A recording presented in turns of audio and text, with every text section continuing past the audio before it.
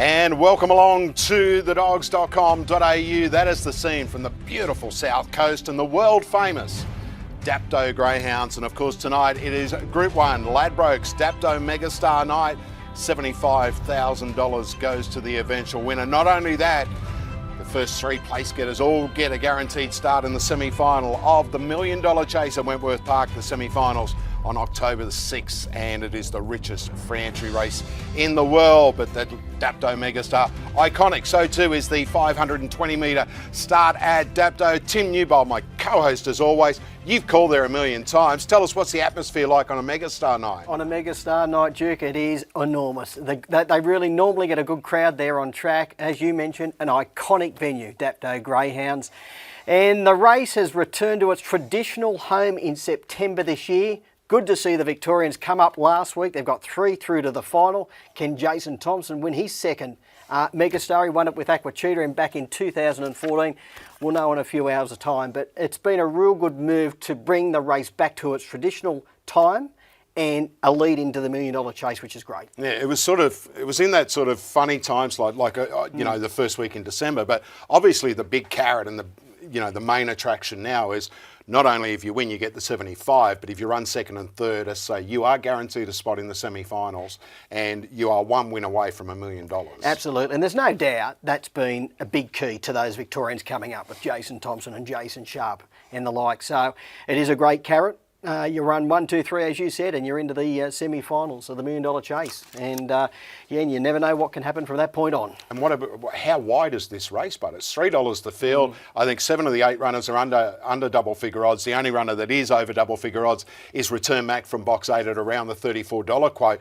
But he is a dog that could bring the whole race undone because we know how much early speed he's got. He will want to carve across the field. So he may be the roughie, he may also be the fly in the ointment. Yeah, and all the winners run around 29.6 and showed similar early speed, running low 530s, mid 530s. So the start, well, is ultra important in every greyhound race, Duke, but in particular tonight. Whatever nails the jump and leads through the first turn, I dare say they're going to go on to win the race. And for the history buffs, Box 2 has got a great record in the Megastar. It's one of the last 3 Dapto Megastars. Of course, tonight, mortified. She resumed last Thursday night in the heats. Great training effort from Chris O'Brien to get her back to somewhere near her best. We know she's a 29.5 bitch there at Dapto, just outside that last week. Great to see her back. Great training effort. She's got Box 2.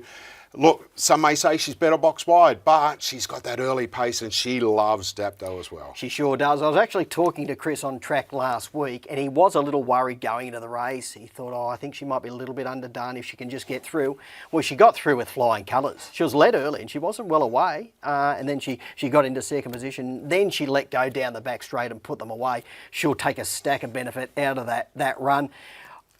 I do think she is better drawn wider out. I like her when she's drawn 6 through to 8, but she can handle inside alleys. She's normally a good beginner. If she does begin, she'll be punching for the lead. If she does lead and run a 29.4, I think you'd have to run 29.4 tonight, Duke, to get the money. So, yeah, she's going to have to be at her best. And of course, she won the TAB $1 Million Chase, the $1 Million Chase final at Dapto last year. Yeah, she did. Yeah, so she absolutely loves the joint, and I think she'll be cherry ripe for tonight. Promised to be an intriguing race. All right, let's take a look at our race schedule for tonight. We are here up until the last leg of the quaddie. We kick off with a couple of 297 metre maidens.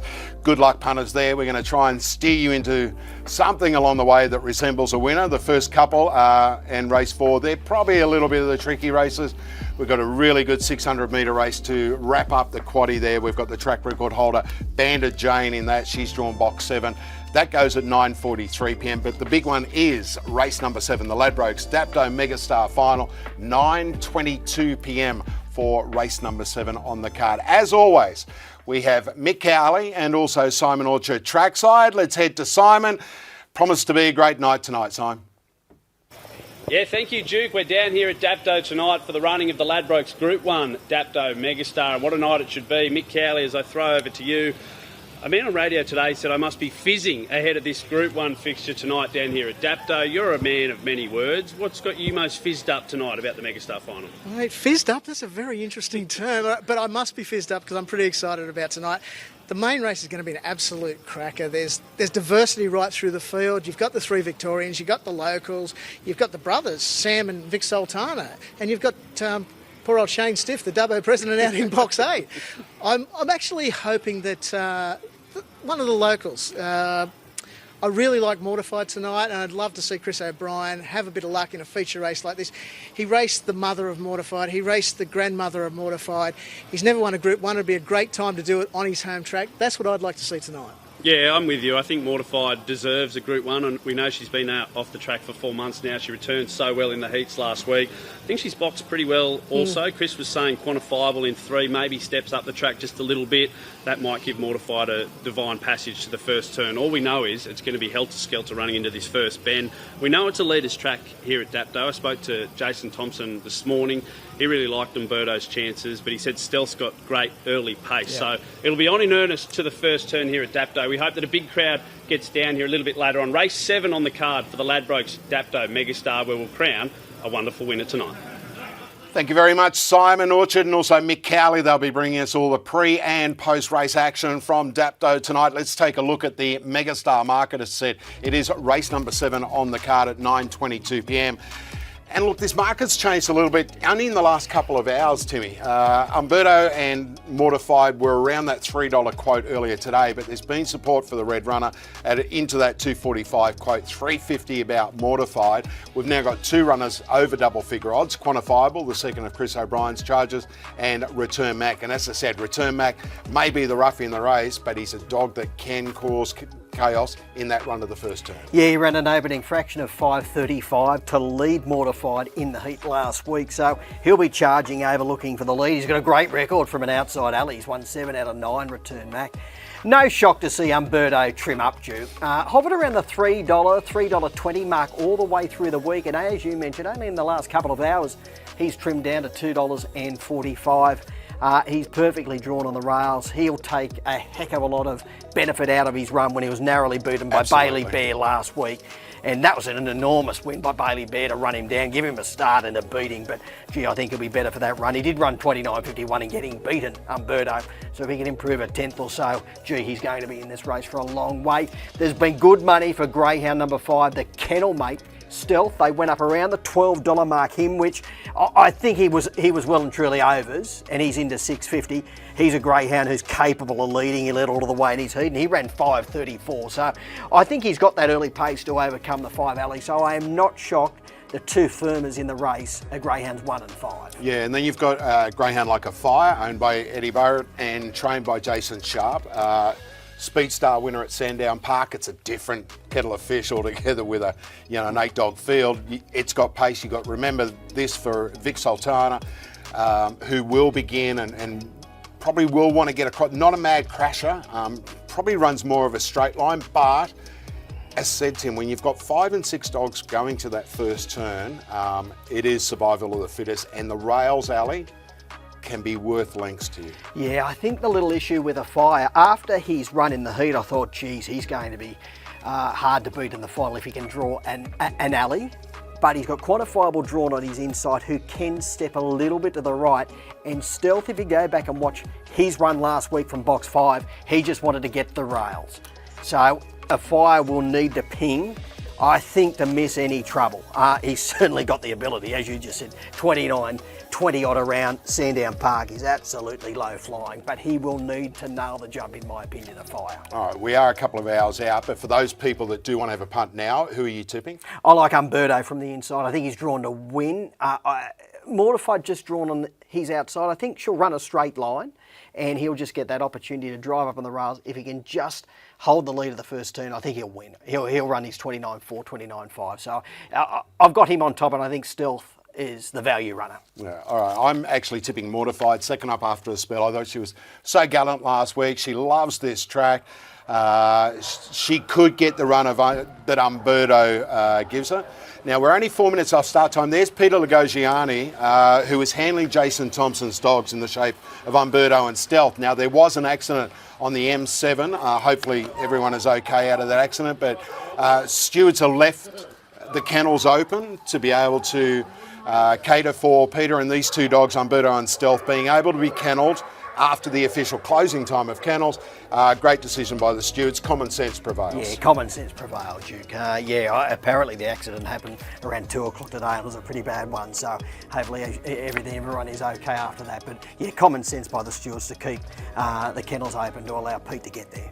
All right, 4 minutes off start time. The opening event is a 297 metre dash for the maiden greyhounds, and the favourite here is Best of Sally and also Smooth Avatar. Both these greyhounds have had support. Timmy, tricky way to kick off the night. I'm going to leave you with the form comments for this. Greyhound won a Skedaddle Duke.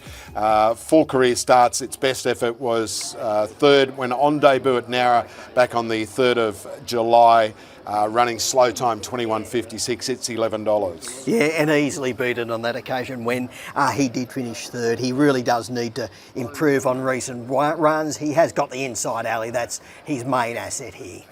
Smooth Avatar for Charlie as a party, and this greyhound's only had the one run, and that came last week in a maiden here from box 7. Moves to box 2 tonight, beaten 8 3/4 lengths, but a move from a wide box to an inside box in this 297 can be a game worth lengths. Yeah, really critical, particularly for this greyhound. He was only moderately away, but then he showed a good turn of pace mid-race, and he was coming across, and then he got a little bit of a bump, but his effort to finish third in moderate time was pretty good for a race of this nature. Much better drawn in box number 2, and I think he's one of the hardest to beat.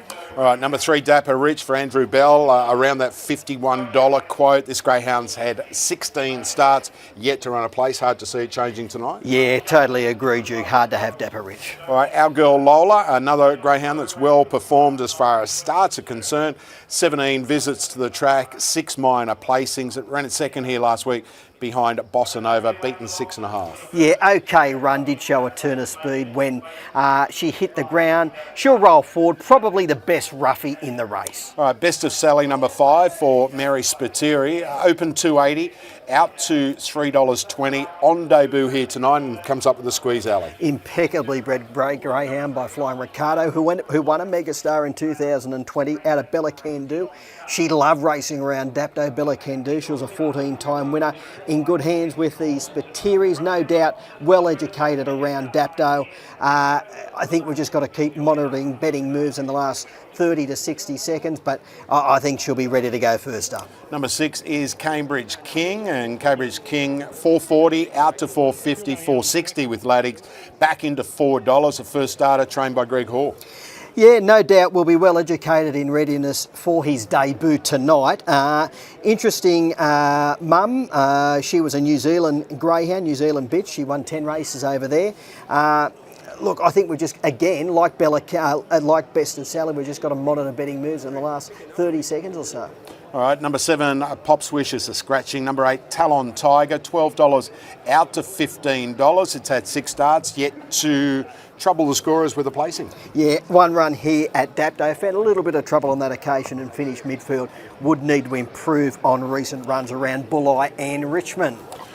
All right, I guess it's a case of, well, caveat emptor is buyer beware. I'm not sure what the Latin word for punter is, but whatever it is, it's, punter emptor, because, as I said, it's a race where we've got a couple of, or 3 first starters, and they are the ones that hold the call in the markets here. 275 Smooth Avatar, Best of Sally 260, Cambridge King for Greg Hoare has been supported.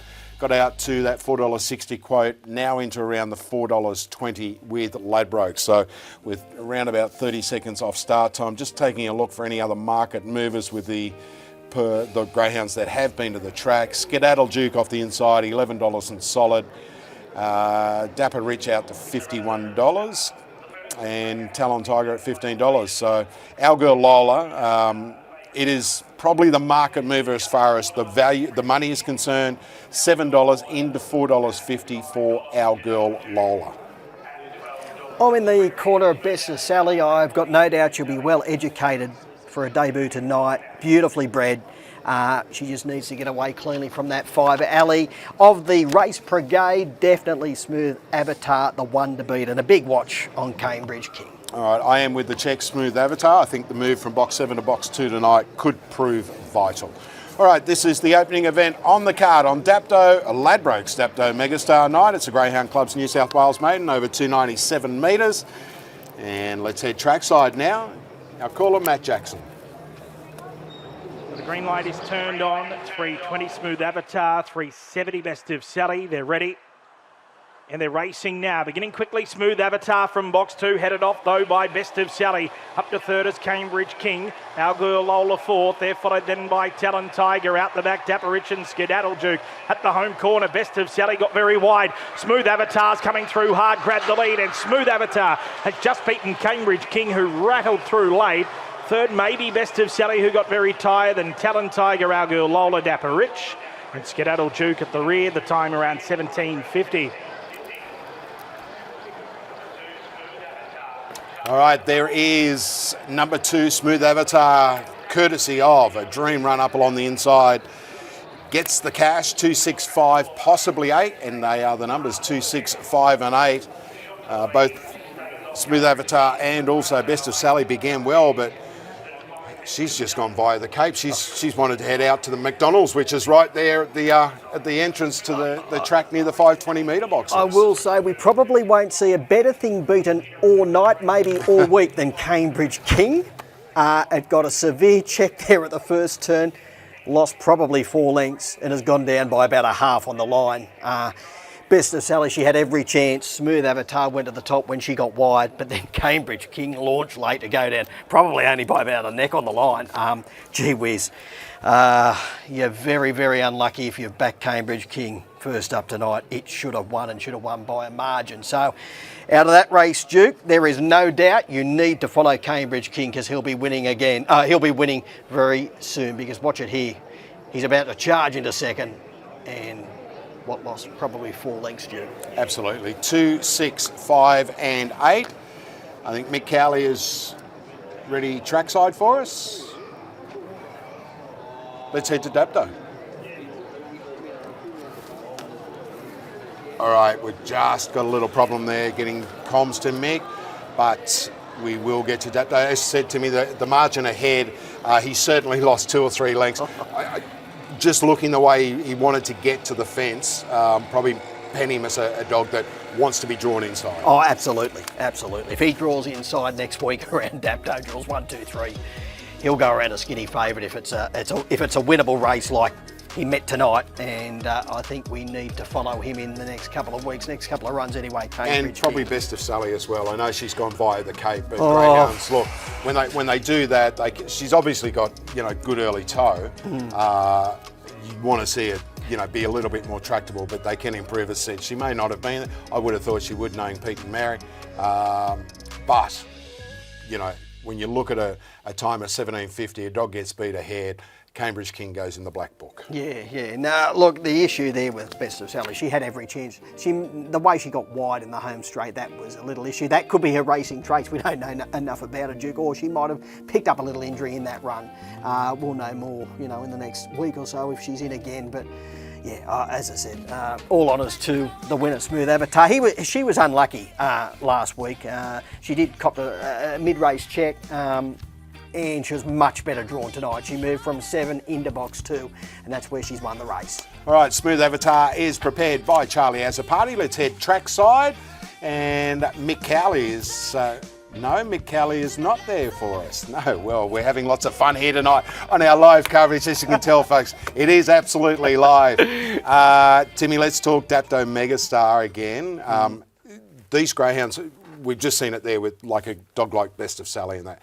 But for a dog like Umberto, they came up, they gave him a box-to-box. He then had a run last week in the heats.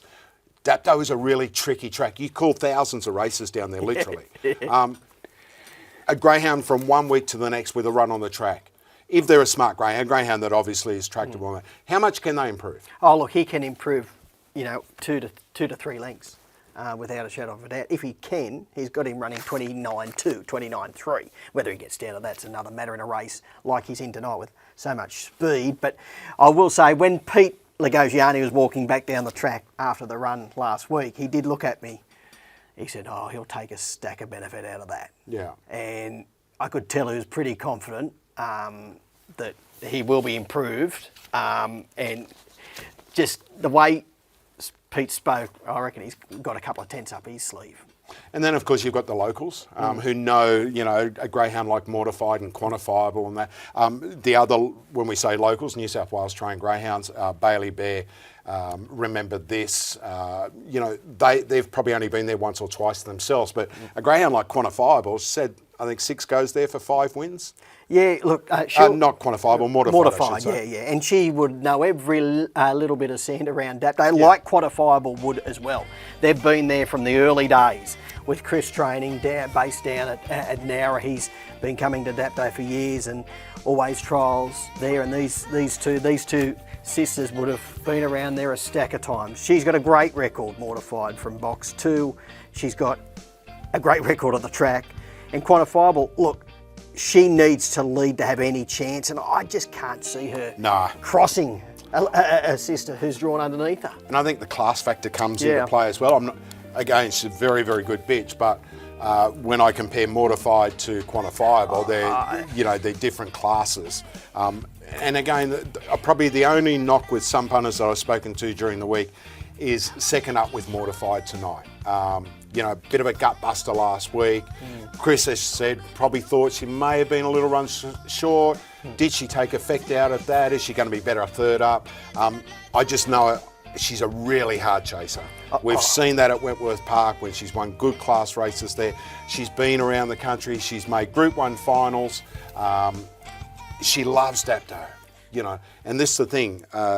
When you look at a greyhound like Umberto, moves from box 8 to box 1, and quite often you'll see that, there's that old saying, box 1 either brings them out or brings them undone. Yeah. And that's probably my only little query with Umberto, whereas she's been there so many times, she knows it, as said, like the back of her hand. And he's got a great record from an outside alley, Umberto. He's won 5 from 8, from box 8. From box 1, 1 from 4. So, I can subscribe to that theory that he may not be as well drawn in the red, but with her on his outside, I think she'll just give him enough room in the first 20 or 30 metres to bore up on the inside. And if he does, and he runs those low 530s, he's going to be awfully hard to run down. Well, he's definitely been the best back runner with Ladbrokes today. He was 310 this morning, now into 250. Mortified 330 out to 360. That's just that weight of money for Umberto coming in. But as I said, when you look at those, Stealth, they took that mark, they took that price yesterday. That was a wrong price. Yeah. That was a wrong price. I was actually shocked it wasn't taken a bit earlier, the $12. It was only, as you said, yesterday or the day before he trimmed up, because he was outstanding winning his heat and showed that brilliant early speed, which you need around Dapto. And he's not too badly drawn there in the 5, in my view. All right, race number 2 on the card, another maiden over the 297 metres. Let's check the market, and the red runner, Rev on Reggie for Heath Eggleton.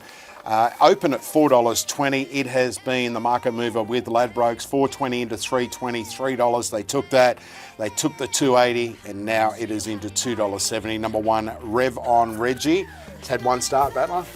Yeah, and I can see why the money came for him, to be quite frank, Duke. He was fairly away on debut a couple of weeks ago. He was showing speed. He got badly checked. He was from a wide alley on that occasion.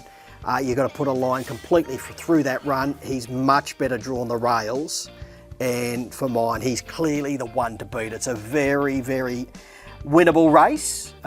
There's no champions in this one, and from that inside draw, he's going to get every possible chance. Number 2 is Dapper Fox for Andrew Bell. This greyhound's had 18 starts. It's had the 1 minor placing. It's got a best time here of 17.98. It would have to improve dramatically, and its price sort of reflects that, around that $31, $41 quote. Yeah, absolutely, Duke. I can't see him figuring in the money on recent runs. All right, number 3 is Reminisce Again for Glenn Quirk. I've actually tipped this greyhound. Glenn Quirk, the Quirk brothers having a really good trot. This greyhound first up for, 5 months tonight, but I know that Glennon, he would have, certainly it's been to Dapto as far as trials are concerned. I don't know that, I'm only assuming that, but I know how they place their greyhounds and that they do that leg work, and it's been kept safe in the market around $5. Yeah, he's an interesting, she is an interesting runner actually. If we go back 2 runs ago when she went around at Goulburn, she was showing a good turn of speed from a wide alley and got absolutely poleaxed when contesting the lead, and she lost all chance on that time. And then next up, she was only fair when she finished midfield at Goulburn, and then she's been put out. That was back in late May, so she's been on the sidelines for a few months, so she's fresh. And I agree with you, there's no doubt the Quirks. I dare say she's been to Dapto and she'll be ready to rock and roll tonight. That's the $64 question. It's about to be answered right now. Mick Cowley is with Glenn Quirk talking about Reminisce Again. Glenny Quirk, Mark Duclos and Timmy Newbold have tipped you. They're giving you the kiss of death, mate. What can you tell us about Reminisce Again? Yeah, struggling now, no chance, but had a couple of good looks around here. Trolling wise, bit of confidence. She comes out of the boxes pretty good, so hopefully with saying that, I haven't put the mock on her like the 2 boys have. And box 3, does that suit? Also, where did she come from? I understand Denise Warren might have passed her over to you. Yeah, inside, closer to the inside, the better for her. Denise had her for the last campaign. She was probably pretty unlucky her last 2 starts at Goulburn. She was up near the front and got dragged down both times, so hopefully she doesn't come up with that problem tonight. How's the operation going, mate? Happy with the dogs you got in the kennel at the moment?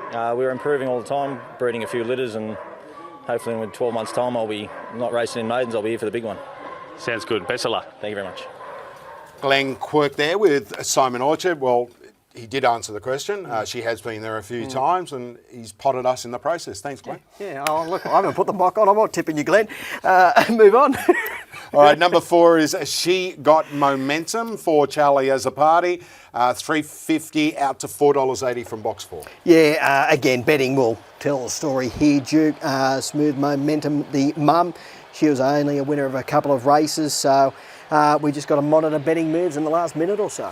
Box 5 is vacant. Number 6 is Bucktooth Rico for Charlie Gatt. Always a trainer that has to be respected, coming off a last start 3rd at Goulburn, albeit in moderate time. Yeah, it began well on that occasion. She had a bit of speed. Well boxed wider out here for mine. Only run here at Dapto was mid last month, moderately away and never in it at all. So on recent runs, he's a player. Lenny's Flame for Steve Nash. This greyhound has had 9 starts for 3 minor placings. Case of the blows as far as the market with laddies is concerned, $7 out to $12. Best roughie in the race, Duke, for mine, has had no luck at her past couple of runs around here at Dapto. She has got the early speed to be competitive. She's got pretty good box manners, and yeah, as I said, she's been in the money 3 or 4 runs. Will need to improve a fraction on the time. But yeah, the best roughie for mine. All right, number 8 is Alzina Girl. This greyhound has had 8 career starts, 3 minor placings. Go back 5 starts, ran 17.41 here when finishing second behind Fierce Duke. That sort of time would go very close to winning a race like this. Yeah, spot on, Duke. If she can repeat that run, she'll probably be in the finish. Last time out last week, she began fast. She was showing good speed, then she got checked and dropped out badly. So you can just put a line through that run. But she's well drawn out there. She can begin, and she has got a bit of speed. A value runner. $5.50 out to $7.50 about Alzina Girl. But the market with Ladbrokes sees number 1 Rev on Reggie as the greyhound best supported. $4.20 is the opening price, now into a $2.80 quote. $6.50 into $5 for Reminisce Again. We just heard from Glenn Quirk, her trainer. $3.50 out to $4.80. She Got Momentum. $3.60. $3.80 rock solid about number 6 Bucktooth Rico. Lenny's Flame has eased, and so too has Alzina Girl. Battler, who are you tipping? I'm on the red runner, Rev on Reggie. Well drawn on the rails. As I mentioned earlier, he was only fairly away on debut a couple of weeks ago, but he was showing good speed. He got checked, and you can totally put a line through the run. He was beaten nearly 14 lengths. He is a big improver and from that box 1, he'll be right in this. I am with number 3, Reminisce Again, $6.50 into $5, back out to $6 now. We heard from Glenn Quirk, first up for 5 months, but she has definitely had a couple of looks at Dapto and definitely wants to be drawn close to the fence. So when you put all of that together and cross your fingers in a 297 metre dash in a maiden race at Dapto, but Reminisce Again, we know has had a couple of looks there, but again, we see, inside boxes. We saw that with the winner of the opening event. Got that nice run through when Best on Sally moved up the track, and Rev on Reggie, it comes up with the red box tonight. The forerunner, She Got Momentum, Duke, the only debutante in the race. She's been a drifter. She's been about $3.50 getting out to the $5 mark. So I think betting is telling the story there to her chances in this race. She was really the only greyhound was a major query. We have seen a bit of the remaining greyhounds. So she's been a drifter. So all the money for the toppy here, Rev on Reggie, Duke. I think those who have sat down and done the form on this race and done the videos can see that he's perfectly drawn on the inside, and he was desperately unlucky on debut. All right. Greyhounds are heading towards the 297 metre start at Dapto, just about to go through the catching pen. We don't see many of the 700s there anymore, do we? No, Duke. We used to. We remember it was only last year, Sound of Silence. He won a 700 there, I think. Yeah. Is it 717? Yeah, 717. Yeah. 717, 297, 600 and 520 metres are the starting distances at Dapto. And I'll look at the market as they head towards those boxes. Rev on Reggie firms even further after Timmy's tipped it, 270 into 260. Reminisce Again, $6 into $5, so some support there. She Got Momentum for Charlie as a party out to $6.50, so it's out a point.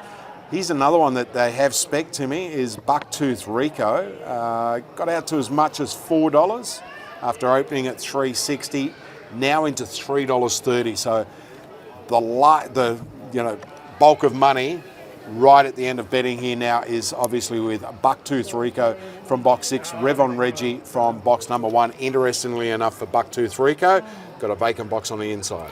Yeah, and in the care of Charlie Gadd, and Charlie's been going to Dapto for years and would have trained a heap of winners around there. Beautifully bred by Hired Style Rico out of Mascot Miss. She won a number of races. He's been pretty good at his past couple of runs at Goulburn when he showed a good turn of speed.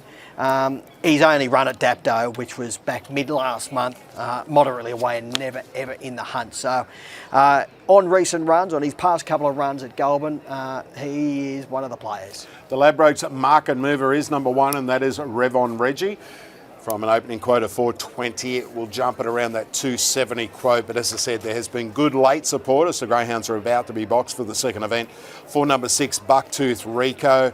Got in as short as 330, now back out to 350. But when you look at the whole spectrum of the wagering, Rev on Reggie, without a doubt, the greyhound that has had the most support. You're with Rev on Reggie. I'm with number 3, Reminisce Again, and greyhounds are about to be boxed for race number 2, 297 metre day, maiden at Dapto. Here's Matt Jackson. Reminisce Again, 750. She Got Momentum. Alzina Girl 10. Lenny's Flame at $11. Green light turned on. It was on its way. Race number 2 tonight. Favourite box 1 ready.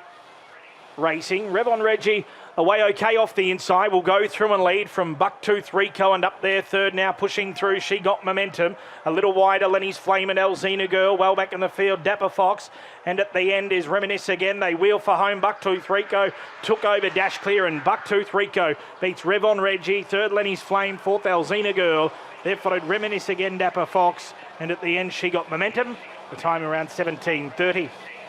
6, 1, 7 and 8, 6, 1, 7 and 8, to race number 2 on the card at Dapto. And hopefully you were able to get some sort of a guide with a updated wagering there as far as Hardtooth Rico is concerned. It was well supported late.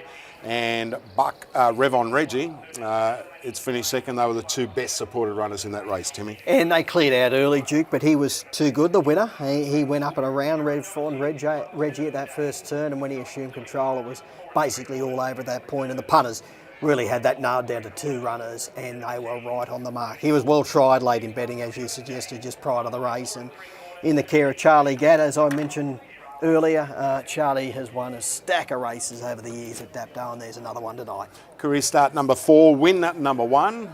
2 placings to go with it by Hardstyle Rico out of Mascot Mess, owned by the Z Club Racing Syndicate. Congratulations to them and to trainer Charlie Gatt. As Timmy said, a man that's been in dogs longer than what I have, and I remember him training some very, very smart sprinters at Harold Park. That's showing my age, isn't it? 17.34 the time, a length by 4 3/4, 6, 1, 7 and 8. Hopefully we're going to be heading to Dapto shortly. Mick Cowley, Simon Orchard there.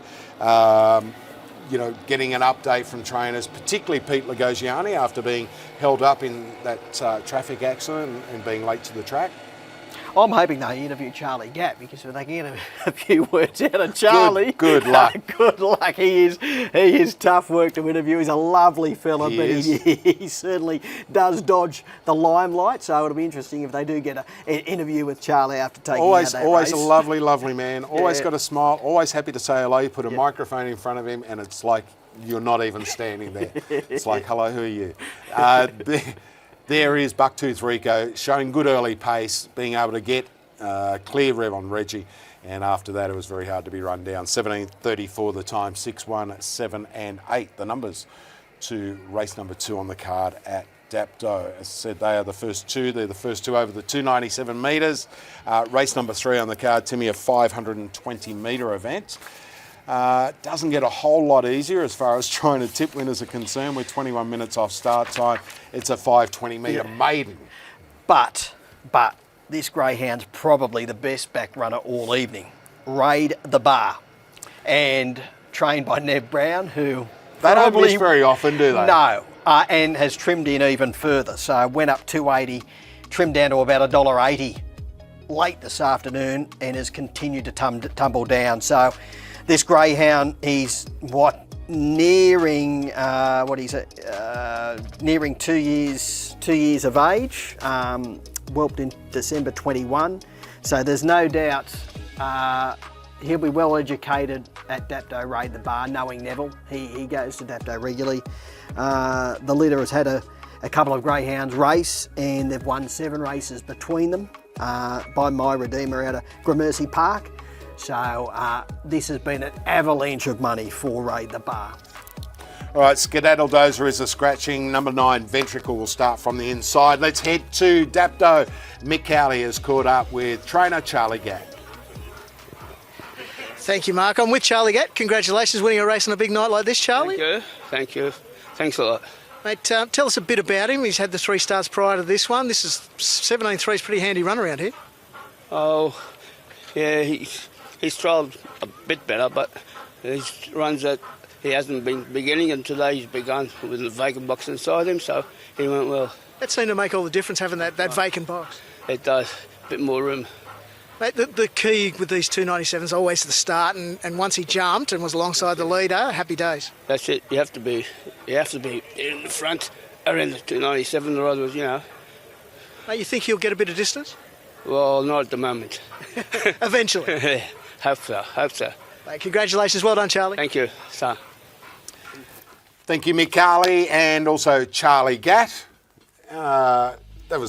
For Charlie, that was a long conversation. Having tried to interview him a number of times in probably the last 30 years, Mick's done very well there. 3:20 and 2:10 about Bucktooth Rico. Rev on Reggie, 160, no third for Lenny's Flame.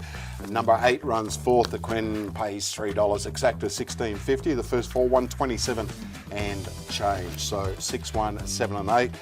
2 races down. 2 fairly well supported runners have got the cash there. So hopefully punters off to a good start. All right, so as I said, there was an accident on the M7 down to Dapto today. Peter Lagosiani, who is looking after the Greyhounds for Jason Thompson in the shape of Umberto, and also Stealth in the Group 1 Dapto Megastar.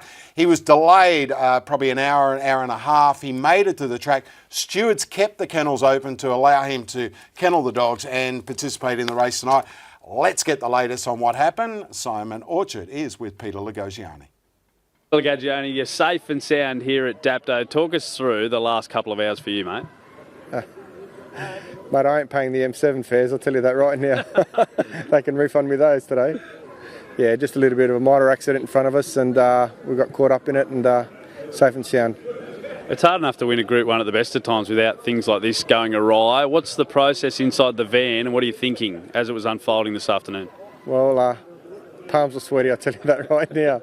Look, as long as the dogs were safe in the van, and they were pretty calm, and you know, they felt our nerves the last 20 minutes, but kudos to the stewards who kept the kennels open for us, and yeah, mate, we're here. Most importantly, how are the dogs? They've arrived safe and sound, I assume. They've been passed through and weighed, everything in good order? Fantastic, mate. Yeah, look, they arrived, like I said, from down south in perfect order, and we've just maintained that, and hopefully they can shine tonight.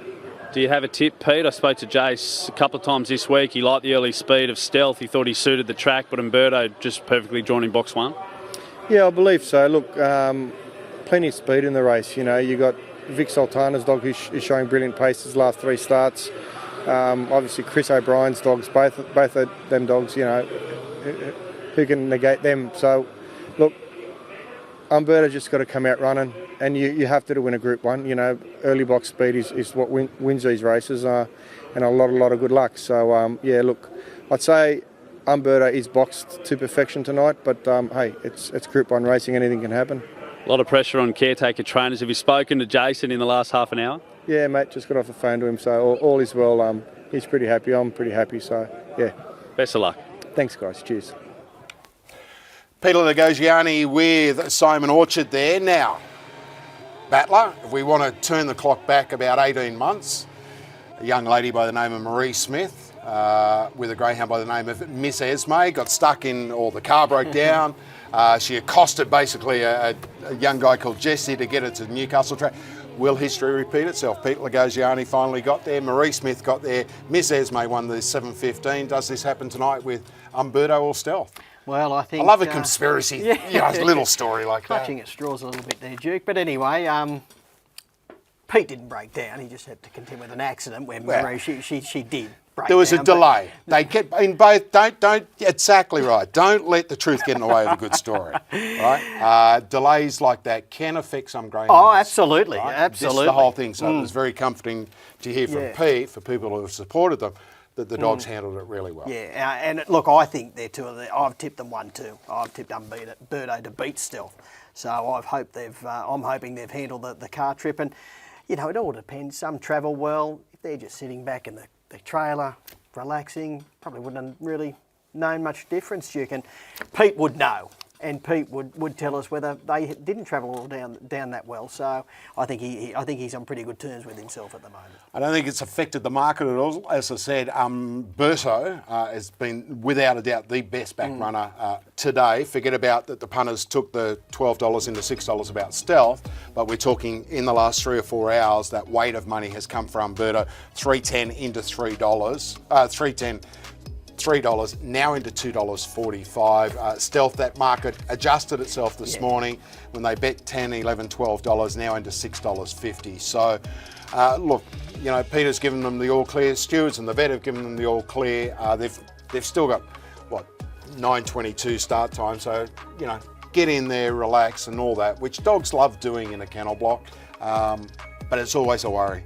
And I knowing Jason Thompson, and I'm sure Pete would have been updating him. I dare say. Jason Thompson would have been sitting further and further closer to the edge of the seat, thinking, "Are we not going to get a start because of a traffic accident?" But thankfully, and as I said, if there were any people involved in that accident, hopefully they're all okay. All right.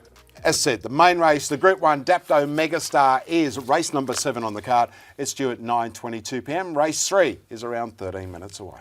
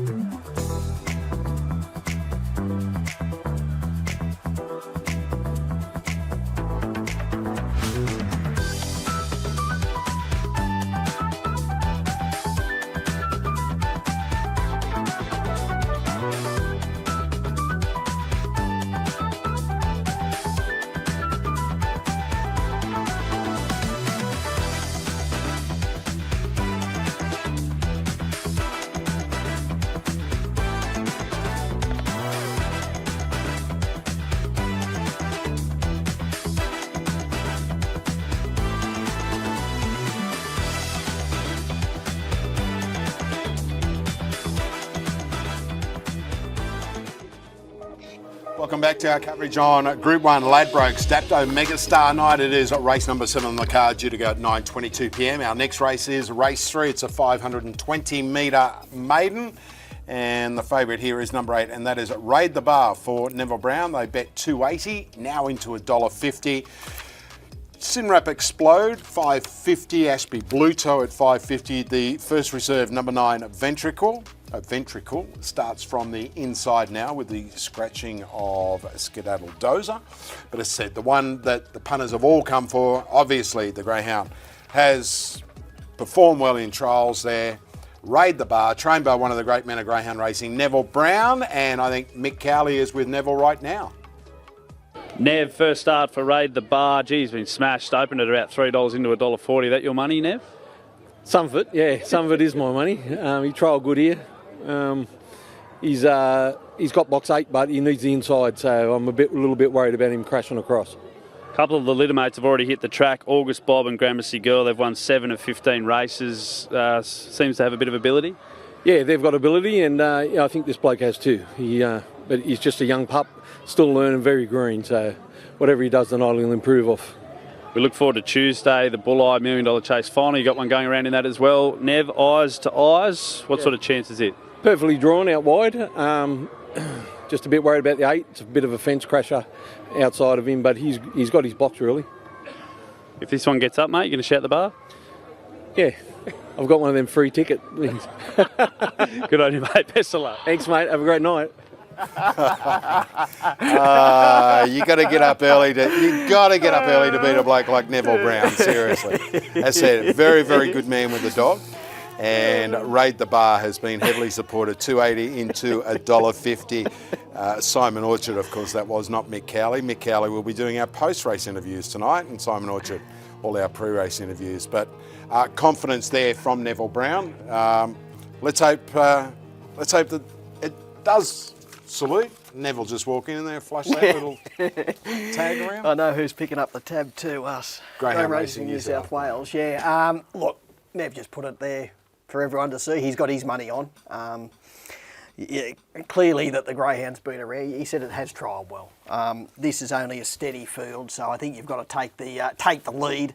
When the trainer said he's had a bet and has trialled well, and the litters thrown winners. So yeah, he's clearly the one to beat. And as we saw in that previous race, Timmy, the 2 best back runners were the Greyhounds that finished 1-2. And look, on disclosed form, there's nothing in this race that really jumps out to you. As I said, we'll start with the first reserve, who will start from box number 1, and that is Ventricle.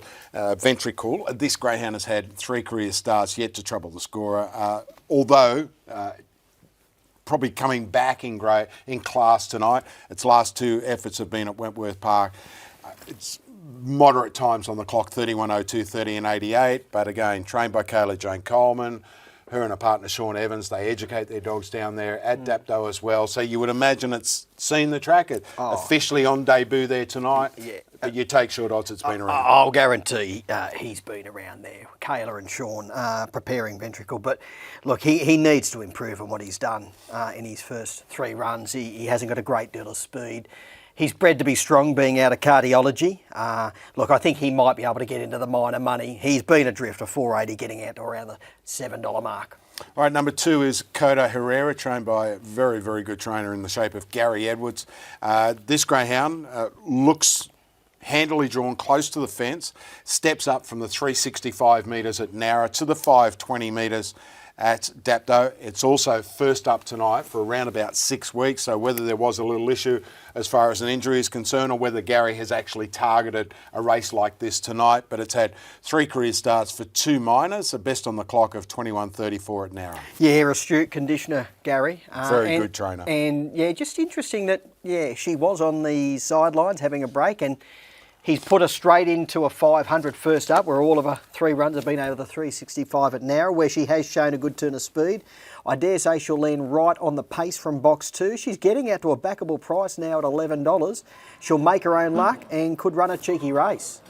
All right, and as far as the market is concerned, $7 out to $12, back into $11. Number 3, Super Smoky, one of the real roughies, $51, trained by Glenn Quirk. 5 career starts, just the one minor placing. It's had 2 goes here, yet to run a drum. And beaten 15 and then 12 lengths, Duke. Really hard to come about Super Smoky from box number 3. Ashby Bluto for Alan Menwaring, open around the 420 quote with laddies out to $6. Its last 2 starts have been here, and it improved off running 31.10 first up to run 30 and 48 last week. Behind Stockton Slap, albeit beaten 7.5 lengths. Yeah, he began well, and then he got outpaced in the run of the first turn, and it was a sound effort. He was easily beaten at the end. He ran 30 and 48. He would need to improve, I think, a good couple of tenths to be in this. Redshift Cosmo for Geordie Tweddle, $19 out to $46. Actually thought it was a rough hope of running a place here. If we go back, it ran 30 and 75, 3 starts back, and look, not knowing what the favourite Raid the Bar might be able to run, I don't see this better than the 30 and 10, 30 and 20 run, basically. Yeah, I agree with that, Duke. Look, she's been in the money in 2 or 4 runs around Dapto. Only moderate times, 30 and 75 a PB. I could only throw her into the wider models at the big price. Yep. Number 6 is Sinrap Explode for Sean Parnas, $4.20 out to $6.50. Debut performer. Yeah, no doubt would be well educated around Dapto. Sean is locally based. By Flying Ricardo, a Megastar winner out of Sinrap Boom, who has only had the 1 litter. 1 greyhound has been to the track before tonight. Did win at Bulleye, Sinrap Flyer in 23.22. So that is only a moderate run around Bulleye. Again, betting in the last minute or so is going to be the indication here. Painted in Soot is the second of Glenn Quirk's runners in this event. Ran 30 and 45, being beaten 4.5 lengths. It was in that same race that Redshift Cosmo was in last week behind Stockton Slap. It finished 4th from box number 5, moves to box 7 tonight. Actually not a bad run, 2 runs ago, finishing second in 30 and 45 behind Brooklyn Bounce, and then just fair last time out. Look, on that run 2 runs ago, she can certainly get in the money at a big price. And number 8 is the favourite. It's the one that punters want. It's the one that Neville Brown, the trainer, wants as well. It's been heavily supported. A $2.80 opening quote all the way into as short as $1.55 with Ladbrokes at the moment. Comes up with box 8. It's a first starter. And the market says it all. And then you put on top what Nev Brown said prior to the race with Simon, had trialled well around the track. The only little hang-up, he did say he does want the inside, so he's going to have to contend with that outside alley first up in a field to get across. But judging by the weight of money here, and Neville is a guy who doesn't show a great deal of confidence, but you can tell tonight, yeah, I think he's pretty confident of this greyhound getting the cash. Well, he's promised to shout the bar if it wins. Yeah, well, Greyhound Racing New South Wales will be shouting the bar, it won't be Nev. Raid the Bar is $2.80 and rock solid now at around that $1.50 quote. Ventricle number 9, as we spoke about earlier, starts from box 1. It is at $7.50 with laddies at the moment. All right, I am tipping the favourite, Raid the Bar. I'm in the corner of Raid the Bar as well. All right, and so are plenty of punters as well. As greyhounds move behind the 520 metre start, which is of course where the Group 1 Ladbrokes Dapto Megastar will start from tonight. And a last look at the market, just any sort of firmers at all, can't see any. Raid the Bar gets out a little bit now to 165 as greyhounds are about to be boxed. Coda Herrera for Gary Edwards, it's $11 now into $9, so a little bit of a late surge for number 2, Coda Herrera. And the rest of the runners have either held their opening quote or they have eased. We're both with number 8 here, Raid the Bar, so too plenty of punters. Let's head trackside for race 3 at Dapto. Our caller is Matt Jackson. He's going to be very, very hard to beat, and hence the market support. Green light on. This is race 3. Ready. Racing now, Ventricle slow, Raid the Bar, jumped well, wanted to go severely left and he got himself into a little bit of trouble, although he gets across second now, but then got dragged down. Coda Herrera went through, led and raced away from Ventricle up to second. Third, Redshift Cosmo. Fourth now, Raid the Bar. They're followed by Super Smoky, Ashby Bluto, Painted in Soot and Sinrap Explode. They come to the home turn. Coda Herrera, the gap shortening, only 2 lengths in front now. Getting up on the inside, Redshift Cosmo, blew through on the rail, and Redshift Cosmo went on to win, beats either Ventricle or Coda Herrera. Then Raid the Bar, who didn't have a great deal of luck, brought upon by itself though. Then Painted in Soot, Ashby Bluto, Sinrap Explode, and Super Smoky at the rear, the time around 30 and 40. Oh, that's a sick watch for punters. That is a sick watch for punters. Raid the Bar began well from box 8, but then just wanted to crash to the fence and has definitely brought itself undone. 5 and a photo between 9 or 2, 2 or 9 after Coda Herrera set up a big break down the back. Here they go out of the boxes, Timmy. Look at the pink dog. Left turn, no blinker. Crash, bam, wallop. Crash, bam, wallop. While this is happening, Coda Herrera gets in front, but Redshift Cosmo, it's gone from box 5 out to the outside of the field. Yeah. And it's running last there. Yeah, running last at the judge on the first occasion. We knew before the race, Ned Brown, he was open in that interview. He said he does want inside. There was no doubt about that. And gee whiz, didn't he want to just crash to the left? And yeah, he brought about his own undoing. Down the back straight, I thought, the 9 Greyhound was going to win the race. But yeah, Redshift Cosmo, she really knuckled down in the latter stages. And we did say prior to the race, we thought she could get into the minor money at a big price. Yeah. But I'm not taking any credit, mate. I thought she was a rough hope to run second or third, but just the way the race is run and the time tells the tale. But this is the whole thing. Geordie Twiddle, of course, Light and Lily won a Group 1 for him. Johnny Little, his granddad. Always great to see boys like that, having success. And Raid the Bar, if it comes up with probably boxes 1, 2 or 3 next week, they will not be getting their money back, let me tell you. I was going to say. Exactly. It'll be opening $1, Everyone's $20, going to be $30. looking for Raid the Bar next week, and particularly if it draws 1, 2 or 3. You are right, they won't be able to get on next week. 5, 9, 2 and 8, let's head trackside. Mick Cowley is with Jordan Tweddle. Well, congratulations, mate. Winning a race on Megastar night. A bit of a surprise. Yeah, I wasn't really expecting her. I think she was like 30 to 1, 40 to 1. I think she was one of the roughies, so. Yeah. Did you have anything on there? No, I didn't actually. Mate, you have success with roughies. You won a Group 1 with a rough. Yes, a couple of years ago. Yes, I did. That's right. Mate, just watching that race, she was way back early on, but everything fell into place nicely. Yeah, she's a bad box dog. She's not real good early, but she's strong. Like, she finishes her races off good. She trials good. So she's had about 9 starts. So finally cracked the maiden. So it's good. Well, I was going to say it's nice to get the maiden out of the way, isn't it? Yeah, it's out of the way now. Yeah. Mate, it probably played in her hands not being quick early though, because she just tailed out, and whilst all the drama was happening, she was just sailing along. Yeah, well, yeah, that's what she did. Yeah. Mate, what do you think the future is for her? Obviously, this is just the maiden, but you think she'll go up through the grades? Yeah, she's going to run 600 for sure. Yeah. Good luck with that. We'll hopefully catch you after a 600 win. Thanks, mate. Geordie Tweddle, put a microphone in front of Geordie Tweddle. He's another man of a few words, but as I said, he had that Group 1 success. There is Coda Herrera getting out in front, Raid the Bar, striking trouble for about the 5th time in only the first 100 metres of a run. And all of a sudden you're going to see Ventricle come into spot and Redshift Cosmo as well. But Coda Herrera, it was hightailing out in front.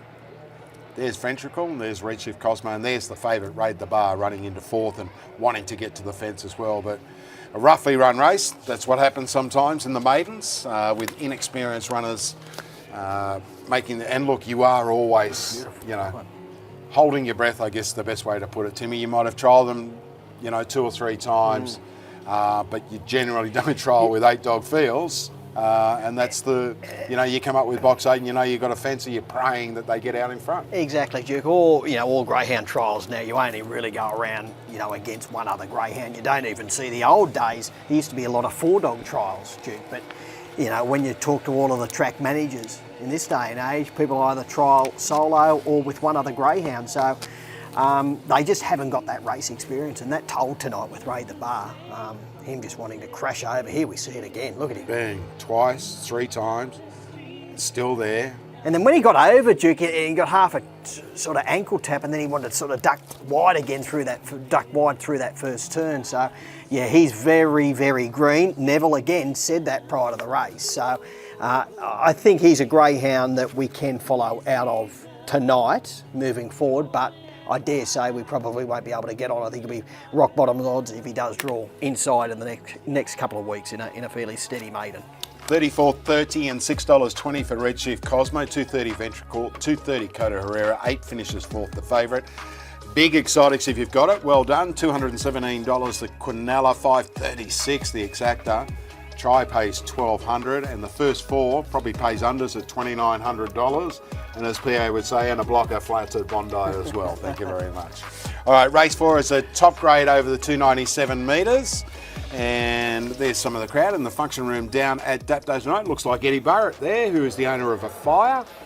And the market looks this way. The favourite is Ninja back at $2.30. $3.40 about Holtorf Bales, $6 for All for Irish and Mrs. Nelson and Julipper Bale. They are $9 and $9.50. Let's take a look at the market for the Dapto Group 1 Megastar, as sponsored by Ladbrokes. $75,000 to the winner. Umberto, heavily supported today, $3 into $2.45. Mortified, the first of 2 runners for Chris O'Brien. He also has Quantifiable, $3.50 and second pick in the market. Simon Orchard is trackside at Dapto tonight. And he's caught up with Chris O'Brien to talk about the chances of Mortified and also Quantifiable. Joined by Chris O'Brien, a big night. Mortified and Quantifiable both going around in the Group 1 Ladbrokes Dapto Megastar. Mate, how are the nerves? I'm pretty good actually, mate. Yeah, I've had a good day and the dogs are good. They're raring to go and just very happy to be here, mate. Very happy. Another Group 1 final, of course, the Australian Cup with Mortified, Banjo Tafai, the mother, the Golden Easter egg a bunch of years ago. Yeah. You can get used to this feeling, can't you? Yeah, I love it, mate. I love it. It's just good to be here, as I say, and so we can take it out. What do you think about the way they're boxed? Mortified obviously in 2, the sister in 3, some pace all around. How do you see the first run to the turn shaping up? Oh, heaps of pace. It's crucial to begin well tonight. There's not one dog that's slow, so we need to be really up there at the first corner and hopefully we can kick on after that. So it's going to be very hard, but the 1's going to be tough to beat. The 5, the 6, the 8's got speed. It's everywhere, mate. So, yeah, it's just fingers crossed and hope for the best. It's a Group 1 race for a reason. I guess last one, Chris, you have to pinch yourself looking how well this litter has performed over the last year. It feels like just yesterday we were sitting here watching Mortified run for the first time. Yeah, she's phenomenal. She's had a few little injuries and it's taken time to get her back, but it's all worth it. Yeah. Best of luck, mate. Thanks, mate. Thank you. Chris O'Brien, there is the winner's check. There is the trophy, the Megastar trophy. And of course, it was taken out last year by Good Odds Emma, prepared by Jodie Lord, who will take it out in 2023. The Ladbrokes Dapto Megastar, the only Group 1 event in New South Wales held outside of Wentworth Park. There's Sparrow Sultana and also Vic Sultana. So couple left of of Sultanas. screen, couple of Sultanas. Sparrow, of course, prepares Bailey Bear and Vic prepares Remember This. We're getting a bit of a whiz pan there around the function room at Dapto. But it is a $75,000 to the winner race. More importantly, greyhounds that finished first, second and third, Timmy, they will find themselves in the semi-finals of the Ladbrokes $1 Million Chase. And those races will be held on Friday night, the 6th of October. We're going to take a short break here on our showcase coverage of Group 1 Ladbrokes Dapto Megastar Night.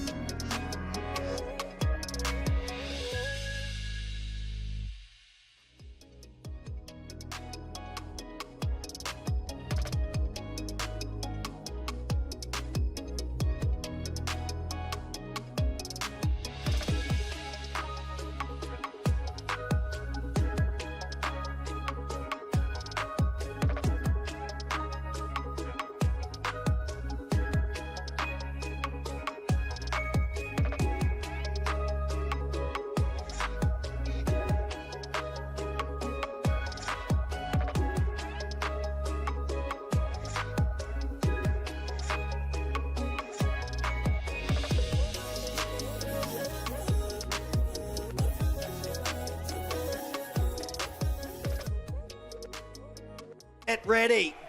Racing, Simon Told Helen came out running, and so did Flying Ricardo. Simon Told Helen led Flying Ricardo around the first turn. Winlock on top going to third, then Ebby Infrared. They'll followed by Shetland, Ritzer Cohen, then All-Star Punk and Cumbria Bell. They're on the top turn. These two are eyeballing each other. Flying Ricardo moved up. He struck the front over Simon Told Helen, who can do no better. Flying Ricardo, he's got his Group 1. Flying Ricardo won the Group 1 Dapto Megastar over Simon Told Helen, Ritzer Cohen. Flying Ricardo, they turned it on early and mid-race.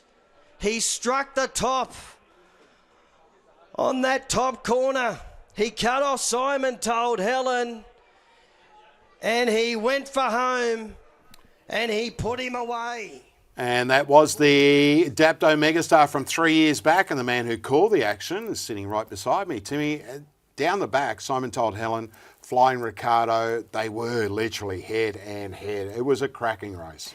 One of my favourite races I've ever called, Duke, because they declared it on out of the boxes. They declared it on, and on that top turn. At that time, Simon Told Helen was one of the quickest greyhounds mid-race I think we had for the last decade or so. Group 1 greyhound, $900,000 exactly. in prize money coming into that Megastar. He was a freakish animal, and for Flying Ricardo to go up on his outside and go up and around him, cut him off, and then he went for home. It was, it was a race to remember. As I said, one of my favourite races I've ever called, and what he could have done if he didn't succumb to injury, Flying Ricardo, and then go to stud. Like he could have gone on to be one of the best greyhounds I've seen, because he could run 29-2 around Whitworth Park. He was just a freakish animal. Now he's throwing winner after winner at stud, but yeah, I would have loved to seen him race on a little longer and really see what he could have done. Well, prepared by Christy Sultana. I'm sure she's had a quiet word to Dad this week. Her father, of course, is Sam Sultana, making Sam aware that she has prepared a Group 1 Dapto Megastar winner. Sparrow, of course, has got Bailey Bear in tonight. All right, race number 3 on the card. Let's take a look at the market race 4, I should say. Ronnie Alcock has got 3 of the runners here, and they are 3 top performers over the 297 metres. He's got All for Irish, Ebony Moss and Ninja Mac.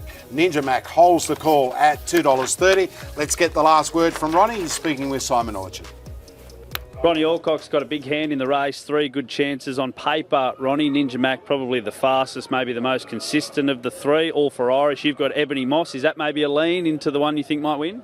I think All for Irish should go pretty close, because the other blokes are out wide, and it's very hard to get across from out wide, especially when you're racing top grade, because they're all quick, and if you back off a little bit to go under them, they're gone and you can't pick them up.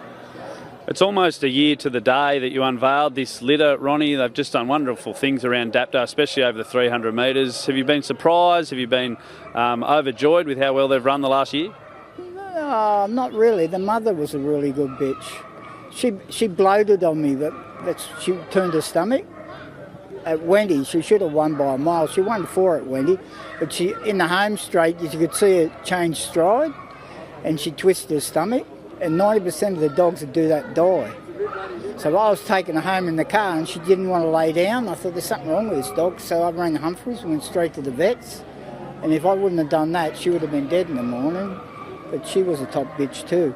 They got a 400 here, and she held the track record for that, over 400. So. But she's produced some handy ones, mate. Your old adversary, Simon Rhodes, is standing over there. You and him have been going hammer and tong for the Dapto Trainers Premiership. Do you think he's a big chance? Dogs, though. He's got about 40. So it makes it pretty hard. It's not a fair fight. Best of luck, mate. Yeah, thanks a lot. Yeah.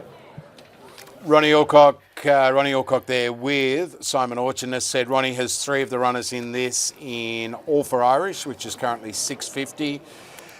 He also has Ebony Moss, one of the roughies, at $14, and Ninja Mac. It's been $2.40, an absolute rock solid, Timmy, from the pink box. Yeah, he's been airborne in recent runs. He ran 16.78, winning there a fortnight ago at Dapto, beating a similar field. That was from box 1 on that occasion. He moves to the extreme outside alley tonight. He has won 2 from 5 out there, but he will need to show that genuine early dash he's got to get across, because, Duke, there is a stack of early speed in this one. There is.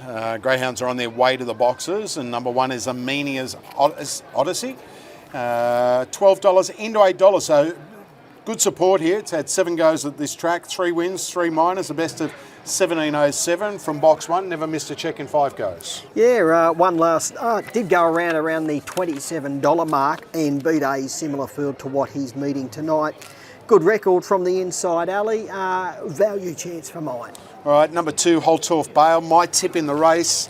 It's got a vacant box to its outside. It had 16 starts here, 5-time winner, and that PB of 16.78, finished 3rd behind Takahai Chisholm at its last start. That vacant box on his outside is a big factor here. I've got him on top as well. He's a little touchy at box right. He's got a great turn of speed when he does hit the ground. He's run 16.78 around here.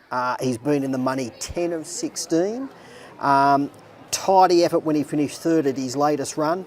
But as you've mentioned about the vacant box, I think that's a major factor here. It sure is. Okay, and as I say, that vacant box is caused by the scratching of number 3, Jolene Bale. Number 4 is All for Irish, the first of Ron Alcock's 3 runners. And as Simon mentioned, this litter, look, hard to be disappointed. I know they're only 300-metre sprinters. They love Dapto. They have won an absolute bucket of races, these guys. Finished 2nd at its last start behind Amina's Odyssey. A Greyhound, 25 times it's been to Dapto, 8 wins, 11 minors. Duke, they've won about 70 grand between the trio. So we might say, okay, only over the 300 metres, but I'd like to have 3 Greyhounds who are going to, win 70 grand. I'll tell you what, Battler, 10 years ago they would have won about $7,000. That's right, exactly. So, that's how good the money is for these short course races. She's got an incredible record around here. She's been in the money in 19 of 25.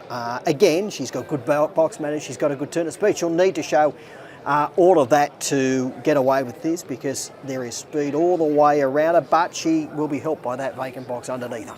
Julep Bale from box 5, been in outstanding form, won 3 of its last 4 starts, got a PB here of 16.99, a 3-time winner at the track. Yeah, did that 3 runs ago, leading all of the way, has since gone to Nowra, performed really well, run handy time there. The issue there, All for Irish directly underneath her. She will need to nail the jump. Mrs. Nelson, a travelling companion for a fire who goes around in the Megastar. Mrs. Nelson, trained by Jason Sharp in Victoria, last start winner at Traralgon in a time of 20 even. Only moderate time if you're looking to get some sort of a comparison. Yeah, any money for this Greyhound at all, Duke? I can tell you that it is $8.50 out to 17, so the answer is no. Yeah, so there, I didn't know whether they might have bought her up last week and maybe have trialled the Greyhound, but judging by that, no, she hasn't. Look, there's 1-7 races down south, but she's meeting a really tough field first up here at Dapto. Ebony Moss, another one with the blows, $11 out to $18, and Ninja Mac, the favourite, $2.40 out to $2.80. The money's come for number 2, Holtorf Bale, Battler. Yeah, Ninja Mac, flying win last time out, handles wide alleys, deserved favourite, but I'm in the corner of Holtorf Bale from box 2 with that vacant box on his outside. I'm with you, and as I said, $3.50 into $3 at the death now for number 2, Holtorf Bale, the only runner that has been supported. All right, they are about to be boxed. This is race 4 on the card at Dapto. Here's Matt Jackson. Holding on to favouritism, 290 Holtorf Bale as the green light is switched on. 550 All for Irish, they're ready. And they're racing now, beginning fast from the middle is Julep Bale, straight to the lead from Holtorf Bale, pushing through to second, getting up on the inside, Amina's Odyssey and Ninja Mac just swept around them, and the favourite sprinted away. Next, Ebony Moss, Mrs. Nelson and All for Irish, but Ninja Mac with that slingshot run at the first turn, sprinted clear and won by 7.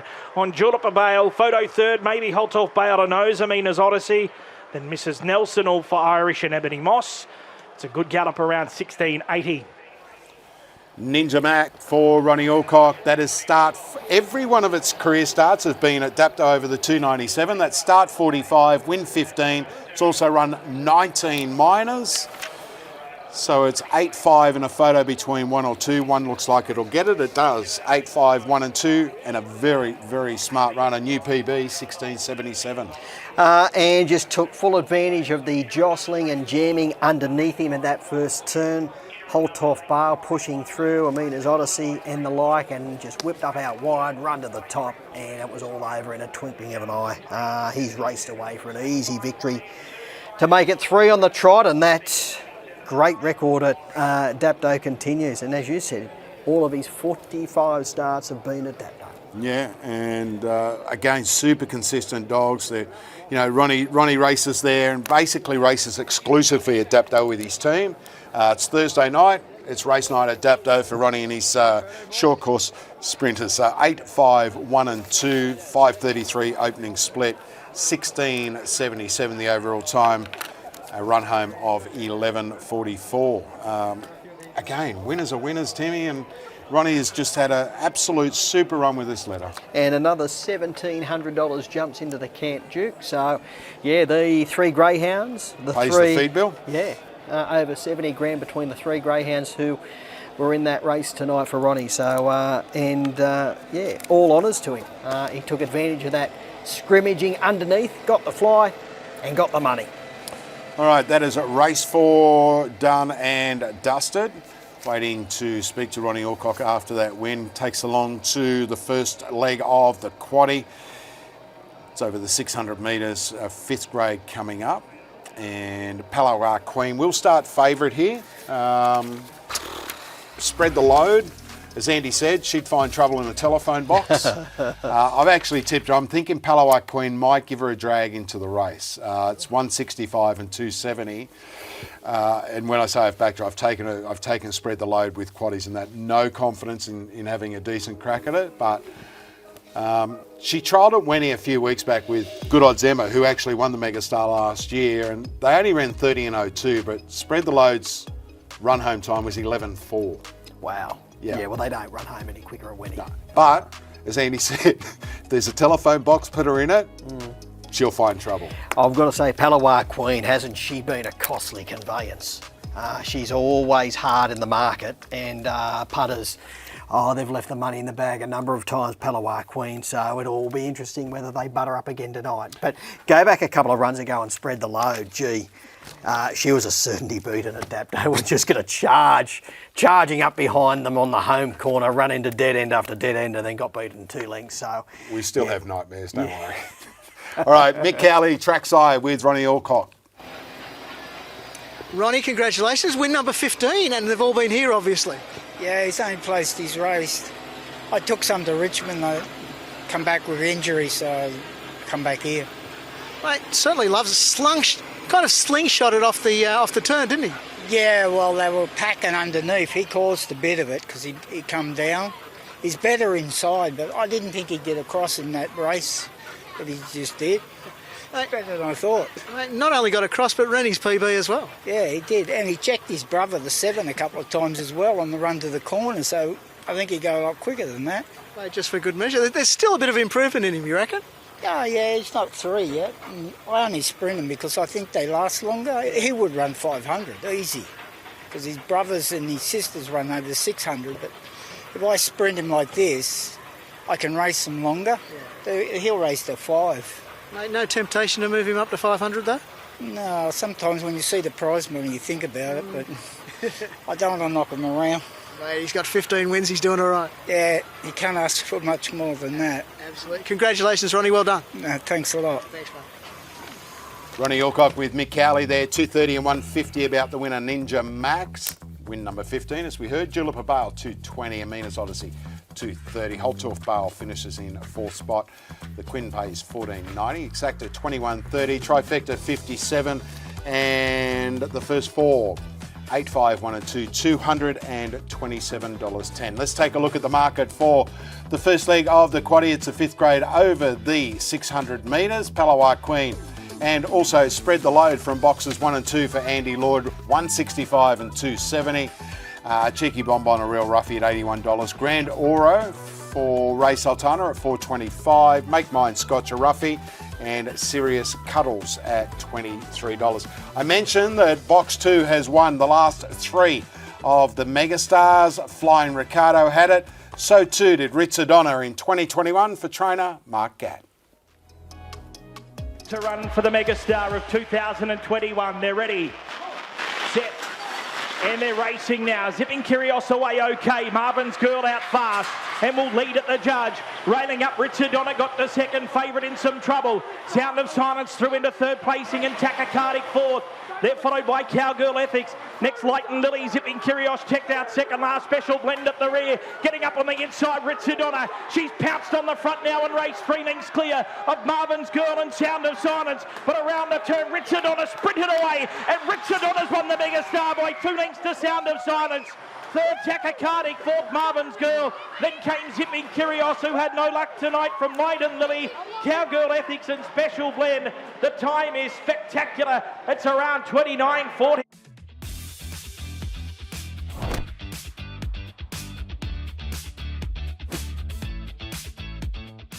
More Sauce, very special, you know, because he was so fast, but because he's a favourite too. He's just a character. We bred him, he made so many finals as well, but he was just a very fast dog and they don't come around very often. Probably the Springs Cup at Grafton, because that was our first feature, so with More Sauce again. And because it was so far away from home too, and you know, all the travelling, it was well worth it. How'd you celebrate? Well, I chucked a sickie. My brother used to call me Lizard when I was a young kid, because I used to catch blue tongues and he was a bit scared of them, so I used to chase him around the house with them. But yeah, probably Lizard. Hands down, chicken snitty. Lots of gravy. It's a pity Maitland dogs don't do snitties, because I think everyone would be here. They've got to be big though, so, you know, big snitties, yeah. I don't know, it's just, I don't know, there's just the flavour, there's the crumb, I don't know, they're just awesome. I do like American Pie. Yeah, very long song, but if you've had a few in you, it's a good song to sing. A long, long time ago, I can still remember. I'm not a good singer, I'm embarrassed. Ryan Gosling, yes. No, he's my crush. I don't know, he's got this sad look about him, but it makes it even more attractive, I think. And I'd go see the Barbie movie just to watch him, not so much anything else.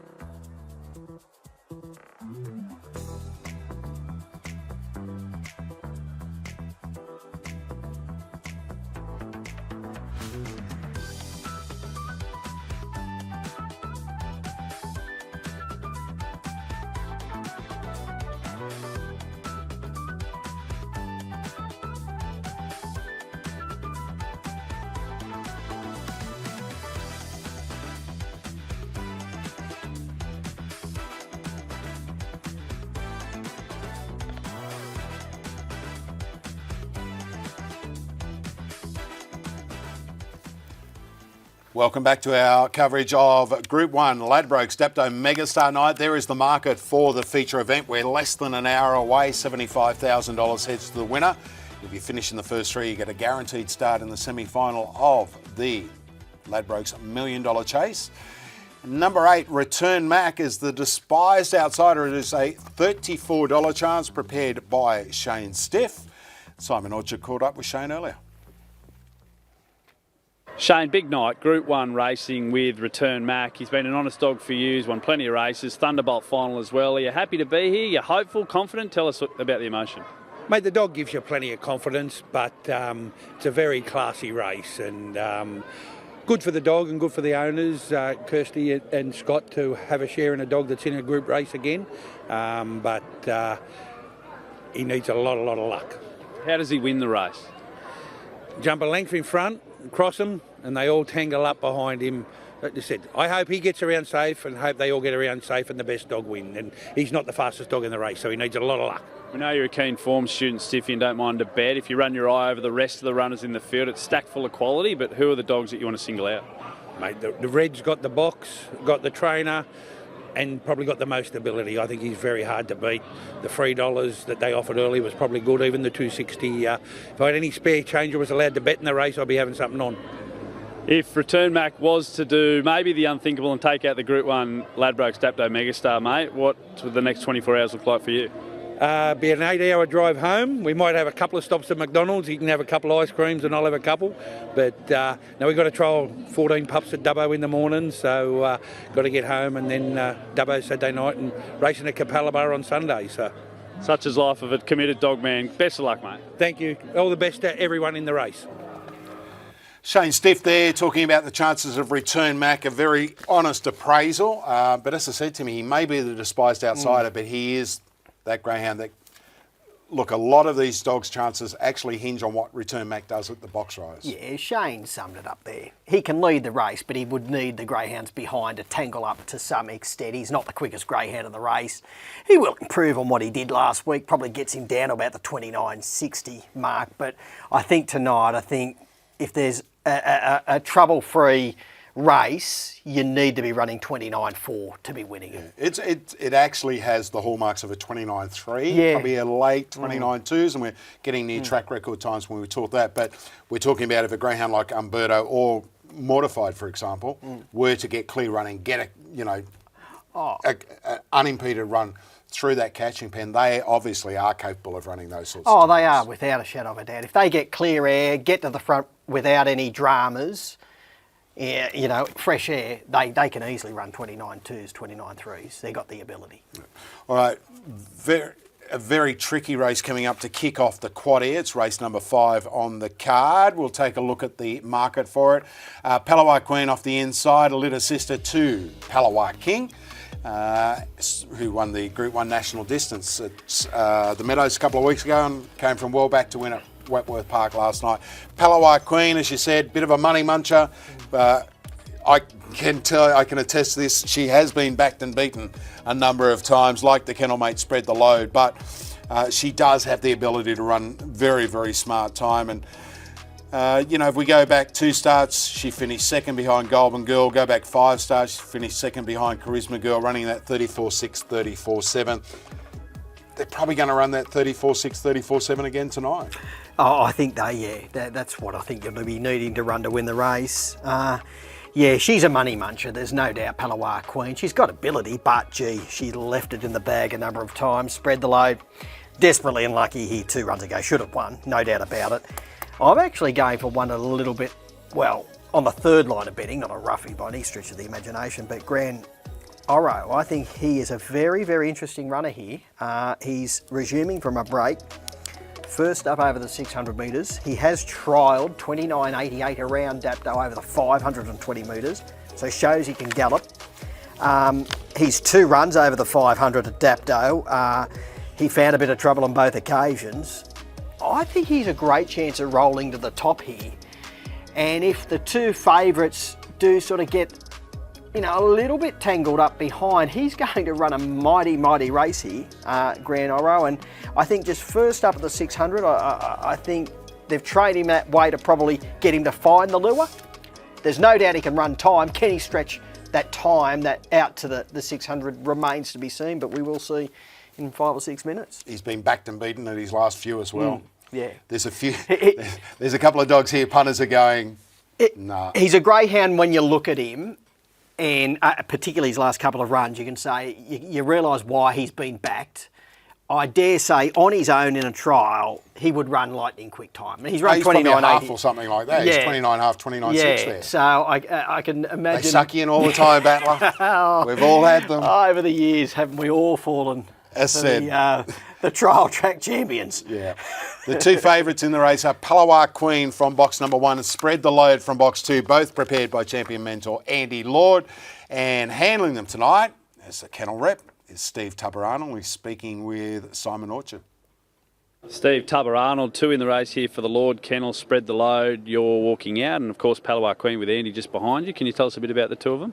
Oh mate, they're both well boxed, they're both good railers, and they're both very strong at the finish. All they need a bit of luck early.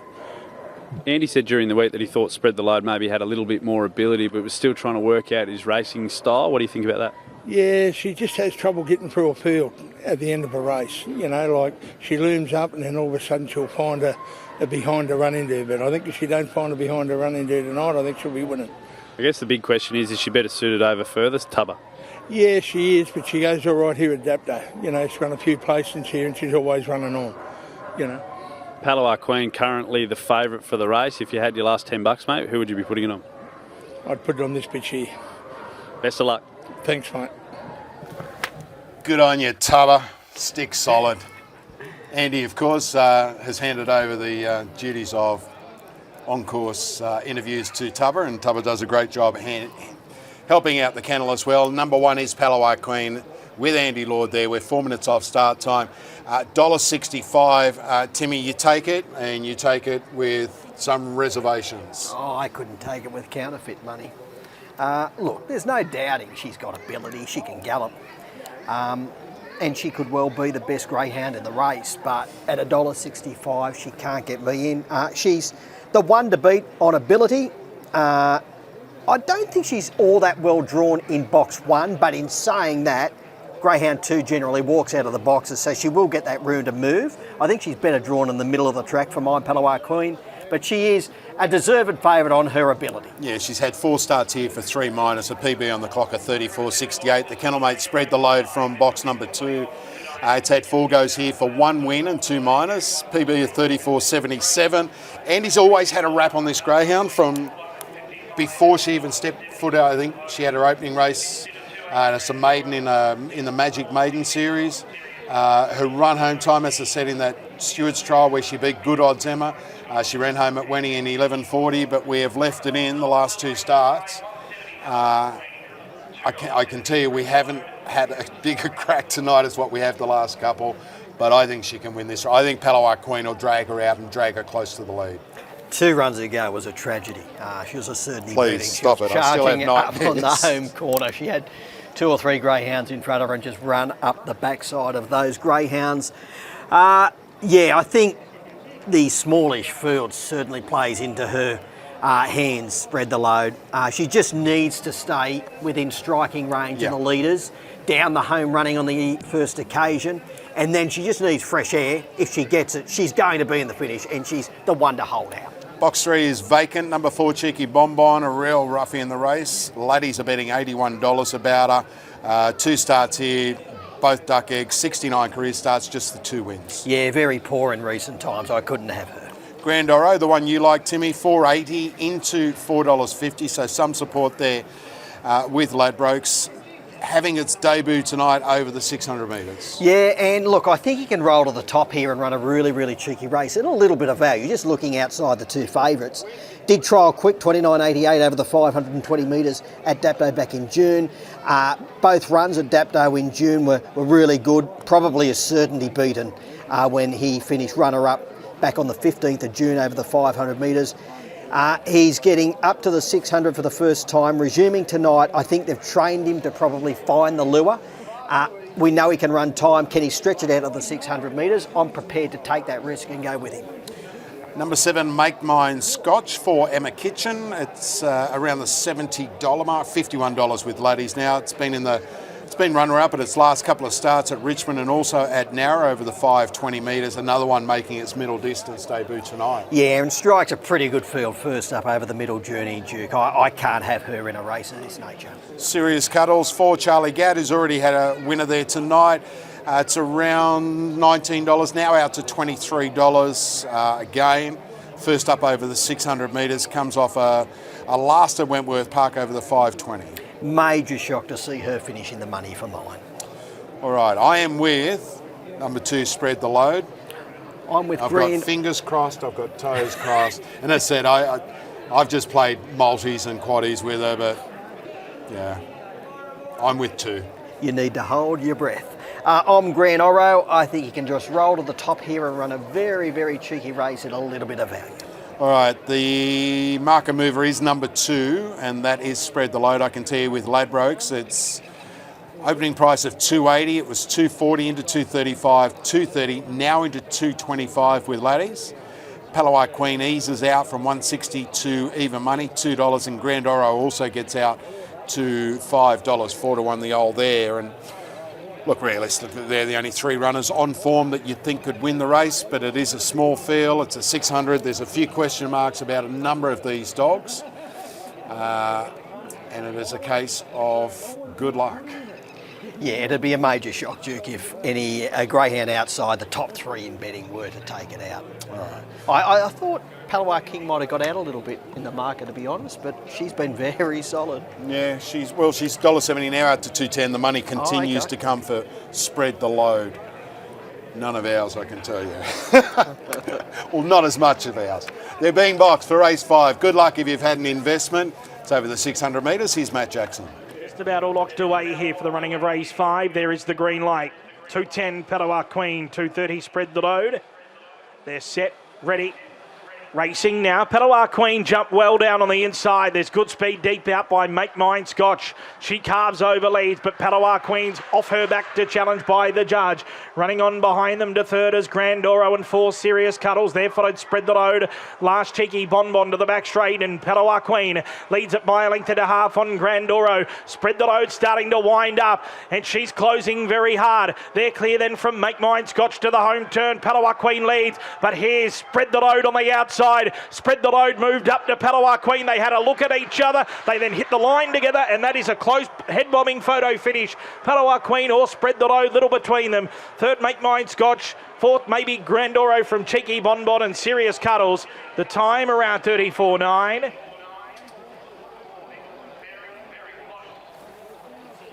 All right, it is a head bobber. Palawai Queen on the inside, Spread the Load on the outside. We still have no number. 2 gets it, Spread the Load, and that's why it got invented heart attack tablets. Battler, seriously, if you've taken the shorts, again, it's taken every single stride of 600 metres to get up on the line and win.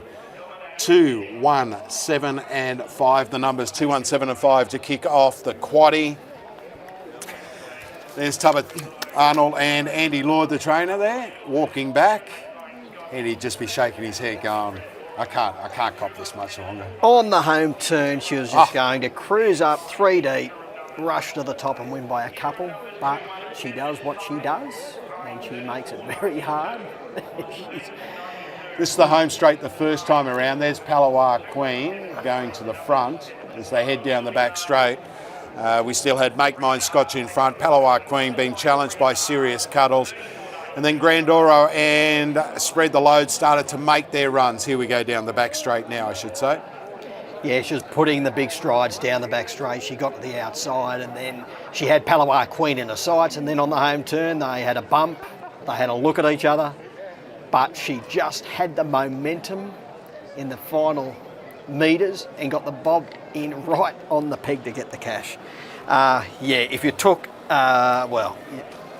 she wasn't all that short. Yeah, well, she was short, but Palawai King, Queen, the skinny favourite. But yeah, another heart stopper if you're on Spread the Load. 2, 1, 7 and 5 trackside now. Here is the trainer Andy Lord with Mick Cowley.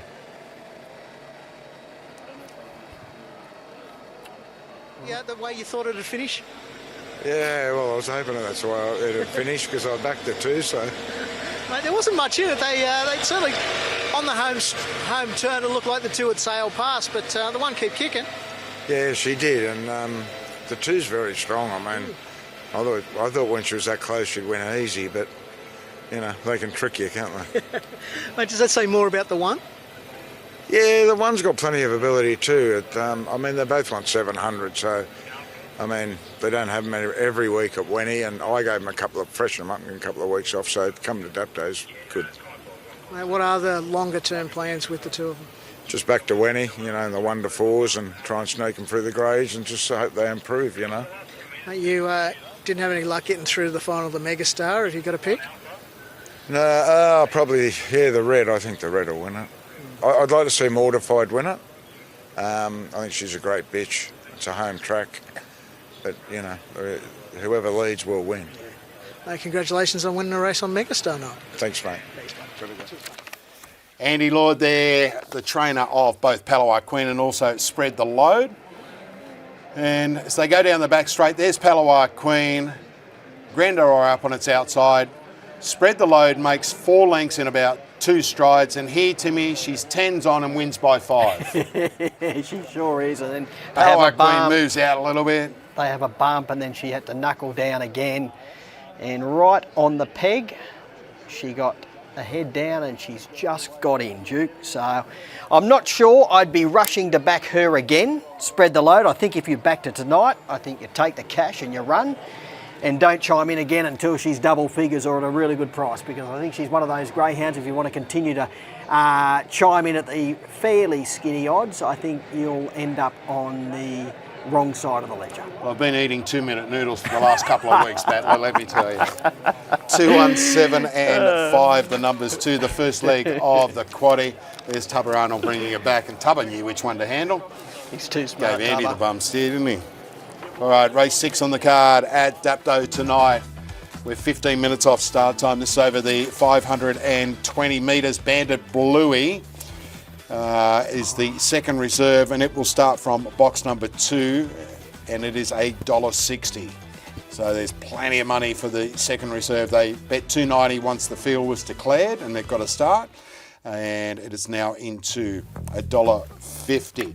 Flashes Joe $2.45, $7.50 Brooklyn Bounce, $13 Power of Abbey, and $71 about Zambora Angelina, and also Red Shift Delta. This is the second leg of the quaddie at Dapto coming up.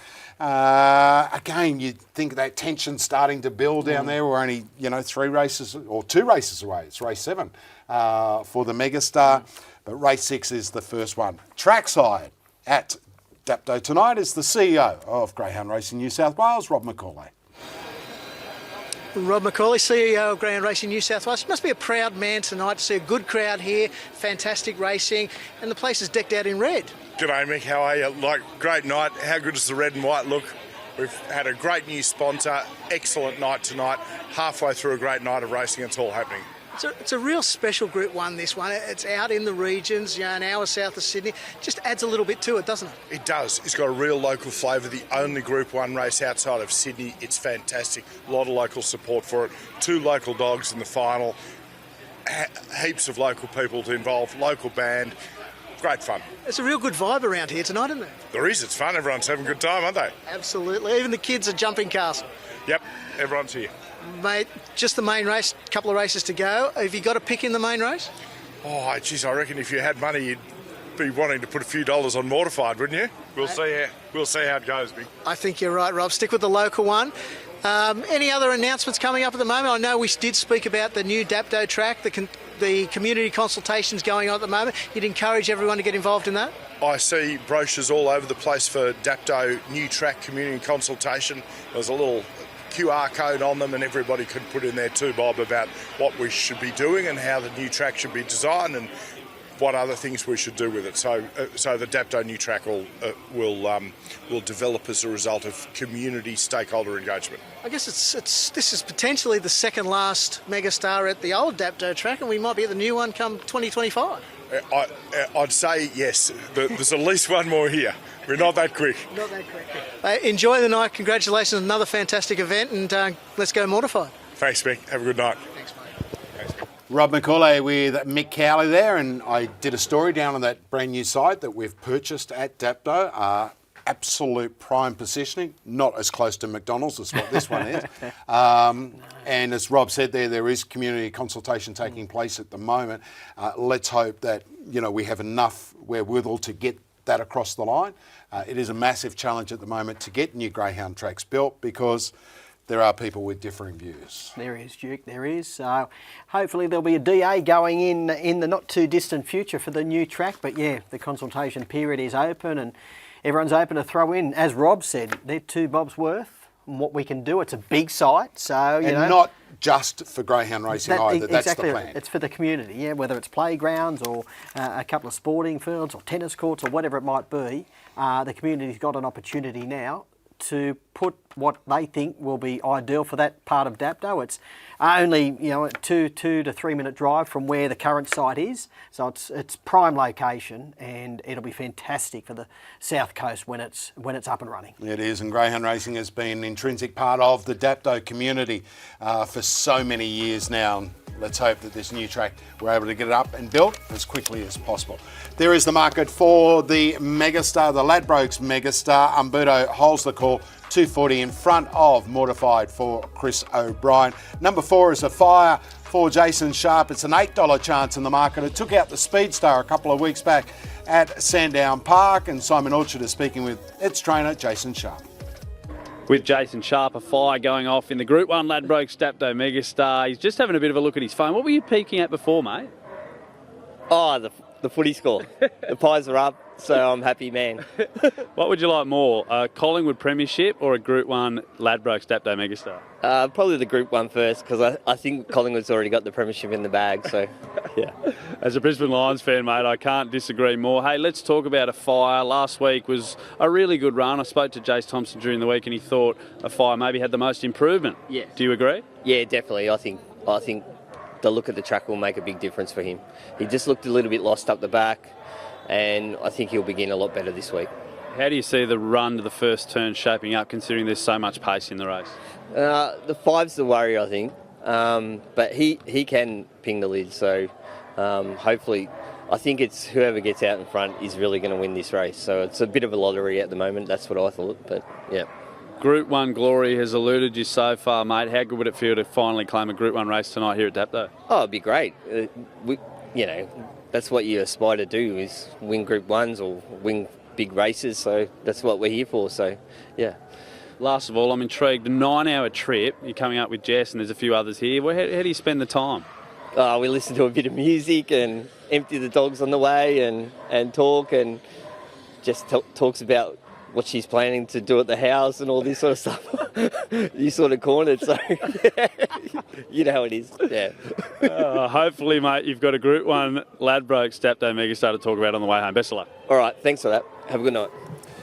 Jason Sharp there with Simon Orchard, and did he say that Collingwood have already got the flag in the back? I mean, I'm not an AFL supporter, but I think there's still about 3 or 4 weeks to go, but I think that's spoken with the typical cockiness of a Collingwood supporter. I think there's a correlation between Collingwood and Manly supporters in the NRL. I'm not getting into this. Neither am I. I don't want to insult anyone. We'll cop it on social media. But yeah. Cop it on social media. we copy you right. We do cop it anyway. All right, let's take a look at the market for race number 6 here at Dapto. Flashes Joe is $2.45 off the inside. Bandit Bluey, $2.90 in the early markets, into $1.50 once scratchings were declared, and it got a start from box number 2. $7 for Brooklyn Bounce, Power of Abbey for Mark Suddle at $13. $81 about Zambora Angelina, and also Redshift Delta. Now, Geordie Tweddle has had a 40-1 winner already with Redshift Cosmo in the maiden. He's got Redshift Delta in this event. It is at $81. Bandit Bluey Battler starts from box number 2, and look, the small field again is going to help this greyhound. It's only had the 2 starts. Pretty certain I don't know, but I do think Andy told me at one stage that it was one of a number of dogs that have trialled at Dapto. I can tell you one thing about the Lord Kennels: they rarely race at a track without trialling the dogs there. So I'm pretty certain Bandit Bluey is trialled here. I'd be shocked if he hasn't or she hasn't trialled there. She won a heat of the Zoom top at Goulburn in great fashion. She then went around in the final. She went around at a $3.90 chance in the big final, but she was put out of play after around 20 or 30 metres. She was checked badly and she finished last on that occasion. Both runs over the 440 metres there at Goulburn, up to the 520. Does look to suit. She's beautifully bred by Collision out of Opal Rocks, and I can see why she's at a very, very skinny quote here. This is a very winnable race. Again, we look at that Zoom Top Maiden. We look at the Zoom Top Maiden final from 2022. Probably one of the best form races. A greyhound by the name of Zipping Orlando won it. I could rattle off a whole heap. Punter's Bandit was in that race. Kenya Smokin was in that race. Lend Me Dad was in that race. It was just jam-packed full of quality. Year after year after year, that Zoom Top at Goulburn is an absolute reference to greyhounds who go on to bigger and better things. It'll be the case again this year's edition. There were some very, very talented greyhounds that went around in that one. So, yeah, I think the form will stack up. And as we've just said, I'd be absolutely gobsmacked if Andy hasn't trialled this greyhound. No, I'm pretty... Again, I don't want to say it on record that it has, but just having dogs with Andy and knowing how him and Jode prepare the team, they don't go there once. They go there a couple of times. If they go there 3 times, that's when we have a bet. All right, let's go through these runners as they get into the parade yard, out onto the track for race number 6 at Dapto tonight. And Flushless Joe, it's a 5-time winner from 19 starts. Its last win came in early May, Timmy, at Wentworth Park, where it ran a smart 30 even. Yeah, finished 4th at his latest run at Dapto. He was checked badly. He was beaten about 13 lengths at the end, but he was put into play as a winning chance in the early stages. Hasn't got a great deal of early pace, Duke, but he is stronger. He's a greyhound who has been over the 600 metres. So if he can stay within striking range of the leaders, he'll be strong in the latter part. But yeah, I was shocked he was so skinny in the market, but I guess once you look outside of Bandit Blue, it's not an overly strong race. Yeah. Number 2, Aussie Warpath is a scratching. Bandit Bluey takes its place. We'll get to it in just a moment. Number 3 is Brooklyn Bounce, prepared by Ruth King. 2 starts back, won its maiden here in 30 and 13, 5.58 that first fraction. Yeah, beautifully bred Feral Frankie, Pearl's legacy. No doubt this greyhound would know every inch of sand around the Dapto track, trained by Ruth King. He's very, very progressive. He's got more upside than probably all greyhounds other than Bandit Bluey in the race. He should roll forward in the early stages. He's well drawn down in box number 3. He struggled a little from a wider alley to get across at his last start after missing the jump. So I think he's much better drawn tonight. I thought he was probably the main danger to the favourite. Open unders when the full field was there and when Bandit Bluey wasn't in the race. Open at 4.40, but out to $8. Speck of money tonight, $8 into $7 for number 3, Brooklyn Bounce. Number 4, pinned as a scratching. 5 is Power of Abby for Mark Suddle. $13 out to $17, and this greyhound's had 5 starts here at Dapto for 2 victories. Yeah, 30.05 PB at the track. Tricky draw to contend with box number 5. Sound effort when finishing 3rd at a latest run at Nowra. Wider multiples for mine. Number 6, Embora Angelina, a greyhound who kicked off his career in good fashion at Richmond, winning a few races over the 400. Go back 3 starts, ran 30 and 11 at Richmond over the 520, which is only average. Began okay at Wendy at its last start, but then struck trouble from an outside draw and was beaten a long way behind Starburst Giselle. Yeah, you can make excuses in a past couple of runs, but again, she's been here 5 times, track and trip 3 minors, again, wider multiples. Redshift Delta for Geordie Tweddle. Coming off a last start 8th here at Bulli at its last run. That was only on Tuesday, I think, wasn't it? Yeah. 2 starts back here at Dapto last week in a 300. Has had 3 starts over the 520 at this track, but has yet to run a place. Yeah, nippy 22.85 win at Bulli back in early August. On that occasion, showed a good turn of speed. Up to the 520 metres tonight. She'll roll forward. She can run a cheeky race bowling along On the lure, I'd throw her definitely into the wider multiples here. 9 is the scratching and 10 is Bandit Bluey. It is the favourite now. Getting a start from box number 2, 150 after scratchings were declared, out to 165, back into 155, now hovering around that $1.60 mark. But as we said, a graduate of the Zoom Top Maiden Series at Goulburn. It's only had the 2 career starts, and a greyhound that, again, if you're looking at a form reference like that, it's obvious reason, plus it's prepared by a champion trainer. Yeah. Talented greyhound on an upward trend, as you mentioned. Came through the Zoom Top Series, brilliant heat winner, then had no luck at all in the final. Well bred by collision out of Opal Rocks, looks perfectly suited getting up to the 520 metres here. Clearly the one to beat. I do remember Andy saying that it did want inside, and that was the big hang up at Goulburn out of the final where it had drawn box 7. Went around as a $3.90 chance in the final, Timmy, and that tells you plenty. Yeah, and in a very, very hot final, so Yeah. yeah, exactly right. She's drawn 2 tonight, and she's got a moderate beginner in the other favourite, Flash as Joe, directly underneath her. And Brooklyn Bounce in box number 3, the quickest early section she's run around Dapto's 5:58, and that is only very, very steady. So with a clean getaway, she's going to get every opportunity to go to the top here and be hard to run down. Yeah, I'm with Bandit Bluey. I've got to be with Bandit Bluey as well. All right, a little bit of late support here for Flashes Joe off the inside. 270, solid at 270, now into 250 with Laddies, now even further into 245. So there is some support for number 1, Flashes Joe. Brooklyn Bounce in half a point as well into $6.50, and then it's $14 Power of Abbey, $71 about numbers 6 and 7, Zembora Angelina, and also Redshift Delta. Bandit Bluey is the market mover with Ladbrokes, and it's also the favourite. It starts from box number 2. So we've got greyhounds in boxes 1, 2 and 3. 4 is vacant. 5, 6 and 7. Box 8 is vacant. So a win and 2 place dividends coming your way if you're investing here on race number 6, which of course leads us into the Megastar, race number 7.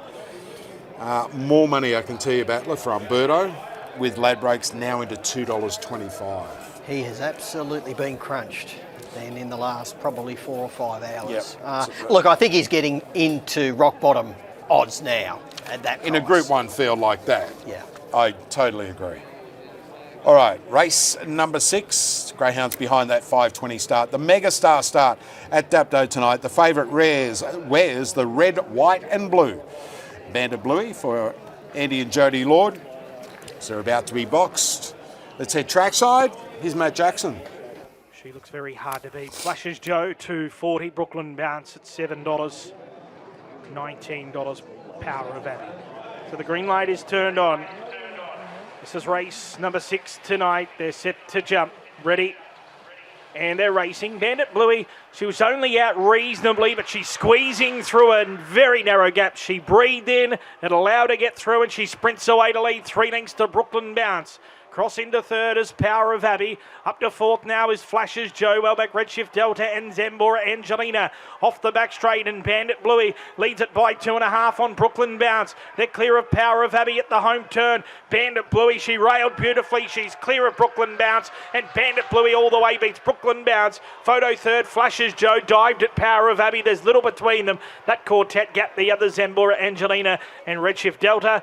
It's a good run around 29.7. 10, 3, 5 and 1 they should be, I think. 10, 3, 5 and 1. Just wait for that 3rd dog to get across the line. 10 is a clear-cut winner, Bandit Bluey. It is. So it is 10, 3, 5 and 1 to race number 6 on the cart. 29.72, a very smart run there. Half missed it, was the meat in the sandwich, and then just burrowed and burrowed and burrowed. And she was really tough in that first 100 metres of that race. Yeah, for a really young dog, that was good to see. Plenty of upside. She's a progressive type. And to do what she did, as you just said, to show that grit and determination to get through, that's been a... she really stumbled off the mat, didn't she? Look at her here. She's like, they are big dogs. She's Like, she's 28 kilos. yeah, but you know, have a look at Brooklyn Bounce on her outside. You know, he's probably what, a 34 kilo 35 dog? and a half. Yeah. 32 kilo. Yeah. Like, some dogs don't like that pressure, Timmy, and the dogs that chase hard, they don't care. Absolutely. That's when you see that front-on vision. Yeah, she didn't have much room at all, and she really drove hard. So that's very good for her connections moving forward, to see her show that sort of tenacious chasing ability to push through and not shirk a task. When a big bloke, a 35 kilo dog on your outside, wants to push down on you, you know, that was really, really good to see. 29.72, she'll be improved by that, and yeah, I dare say she's got a number of wins ahead of her, and will probably head to Whitworth Park, the city, in the not too distant future, Stu. Absolutely. All right, the Mayor of Gunning is with Mick Cowley now. Let's hear from the winning trainer of race number 6. Andy Lord, apparently you're the Mayor of Gunning, according to Mark Duclos. Mate, congratulations, she goes pretty good. Yeah, she does. My heart was in my mouth a bit. I had plenty on her, so I really think she's going to make into a nice dog. She's normally brilliant early and a brilliant box dog, but they can make liars of you, I suppose. You know, they come out under the big lights, and but she's still got the job done, you know. Mate, 500 was never a drama. No. I trialled her here last week, and she ran probably close to the first section record and went 29.7 in the trial. And I thought, you know, had she led tonight, probably would have went in the 40s or 50s. She went quicker than all the Megastar heats in the section, so she's very, very fast bitch. Mate, as you said, that's why your heart was in your mouth when the lids came up. It was. Well, usually they, you know, dogs like that, they you know, they use their energy up front, and but look, she's got plenty of ability, so we'll see where she goes from here. Mate, did the box beat her at Goulburn? I think just more experience, and I sort of rushed her into Goulburn. She was the quickest of the heat winners, but I think once she learns how to race and settles down a little bit, you know, she might be another She's a Pearl. Hey, that's a fair call. Well, she's very fast. What are the plans? Have you started to map anything out with her yet? Nah, we'll go to town with her and just kick her off there and see where we end up, you know. Congratulations. Another win on Megastar night. Yeah, pity wasn't Megastar. Thought he was getting out of that. All right, here is, oh, look at that. She's come down on her nose. There's Brooklyn Bounce on her outside, Flushes Joe on the inside, and she just punches and punches and punches. And by the time they get to the catching pen, Timmy, she's 2 or 3 lengths in front. Yeah, no, that was a terrific win. And you can tell by that interview, Andy has got a very, very big opinion of her. I think it was tongue-in-cheek when he mentioned could be another She's a Pearl, but I'm sure she's going to head to the city and win a number of races in town, and it'll be interesting whether Andy would target anything in the next, you know, couple of months, any of those age-restricted races. Probably the futurity, that's probably the big one. As he said, he did have to rush her into the Zoom Top Maiden Series, and just knowing him, he doesn't like doing that. He likes to let dogs find their feet, and saved, you know, invariably they always trial it wherever, you know, before we race there. But I think a race like a Group 1 Futurity, which realistically to me, we're only probably 2.5, 3 months away. You know, that's in early January. Another 3 months under her belt. She's probably, you know, she'll have 8 or 10 starts before then. You know, off a 29.7 run there at Dapto, doing it tough. It augurs very well for her future. 180 and 130, $2 about Brooklyn Bounce. No third divvy for Power of Abbey. 10, 3, 5 and 1, the numbers you need for a first 4, which was fairly popular with punters, pays $30.90. And that, of course, brings us into the feature event tonight. The Group 1 Ladbrokes Dapto Megastar. Here's a couple of Dapto's local favourites. Big crowd under the grandstand there. And hopefully everyone on track at Dapto is having a great night. And we'll see plenty more action coming your way. Don't forget, our coverage concludes after race 8, the last leg of the quaddie. But this is the big one. $75,000 goes to the winner, plus a golden ticket into the semi-finals of the $1 million chase for the Greyhounds that finished 1st, 2nd and 3rd. And I think Umberto's into a silly price now. I would have been happy, as I said, I was going to have a bet. I thought $3, $3.50. It was $3 the field yesterday. $2.20. I think that you're now being forced to take unders about a dog who is only second up at the track. I get that, and his run last week was great from box 8. But this is a class field. This is a quality field, Timmy. It is, Duke. I agree. Like, I've got him on top. I thought he was probably a $2.70, $2.80 chance. So the $3.20, $3.20 was a little bit of overs, but the $2.20 now is definitely unders in my view. That won't change my selection. I've still got him on top. Mortified. She will hold her price. I've got no doubt. She's got a big, fan base, I guess. Everyone knows what she's capable of. She's got a great record at Dapto. There's a greyhound I thought would probably get out in the market, Bailey Bear. He's been $7 or $8. He can't lead the race, so he'd need a tangle up in front to win. He's very strong. He was really strong winning last week, but he's a greyhound who's not all that well drawn out wide. He needs the rails. So this is Mortified last week, and as we see here, Duke, mid-race. That's Return Mac, yeah, she's just gone past. She went up and around and bang, she really put him away in a twinkling of an eye. And as we've mentioned a couple of times tonight, she'll strip a hell of a lot fitter with that run under her belt. Chris O'Brien, the trainer, he was a little concerned that she would be a little underdone going into that heat, so I'm sure she'll be cherry ripe tonight. Yeah, so that was her first run for just a tick over 4 months, and she took out the first of the heats last week, beating Return Mac, who starts from box number 8 tonight, but as I said, we saw that heap of speed. This is Umberto leading from box 8, and the greyhound you need to watch also is number 2, and that is Bailey Bear, who eventually runs it down in a time of 29.49, which set the time standard for the heats of the Megastar. There is Umberto getting out 3 and 4 in front, and down the back here I thought, Bailey Bear can't run this down. Oh, amazing performance by Bailey Bear. He ran home in 12.27. They don't come home much quicker than that. And he really found that rail on the home corner and drove hard and nailed Umberto in the latter stages. Mid-race, I thought he had it in his keeping, Umberto, but all honours to Bailey Bear. Look, if he had drawn an inside alley Bailey Bear, I'd have him right in the mix here because he's super strong. I just don't know where he can get to at the first turn. His best chance to win the race is beginning poorly, flop over to the rails, and he's hoping for a bit of jostling through the first turn, and they fan and he gets a run through, because we know he will be really, really strong in the latter half of the race. Winner of the Gosford Gold Mine, Sparrow's done a great job with him. Again, when you're assessing this field, he was the one greyhound I thought, obviously, he's not the leader, but he's the one greyhound that can come from behind and win this event. He's probably the only greyhound in the race who can come from behind and run one of these greyhounds down. But in saying that, Duke, he'd have to be virtually tagging that greyhound into the back straight, because whatever does lead is going to be running 29.5. So you can't give a greyhound 3 or 4 lengths and run them down when you're running that quick. Here's Remember This and A Fire. Remember This sped straight to the front. A Fire stuck to its guns and was really solid, and as we see there, it's holding its own into the catching pan. But Remember This has been in great form, a 29.92 winner at Wentworth Park 2 starts back.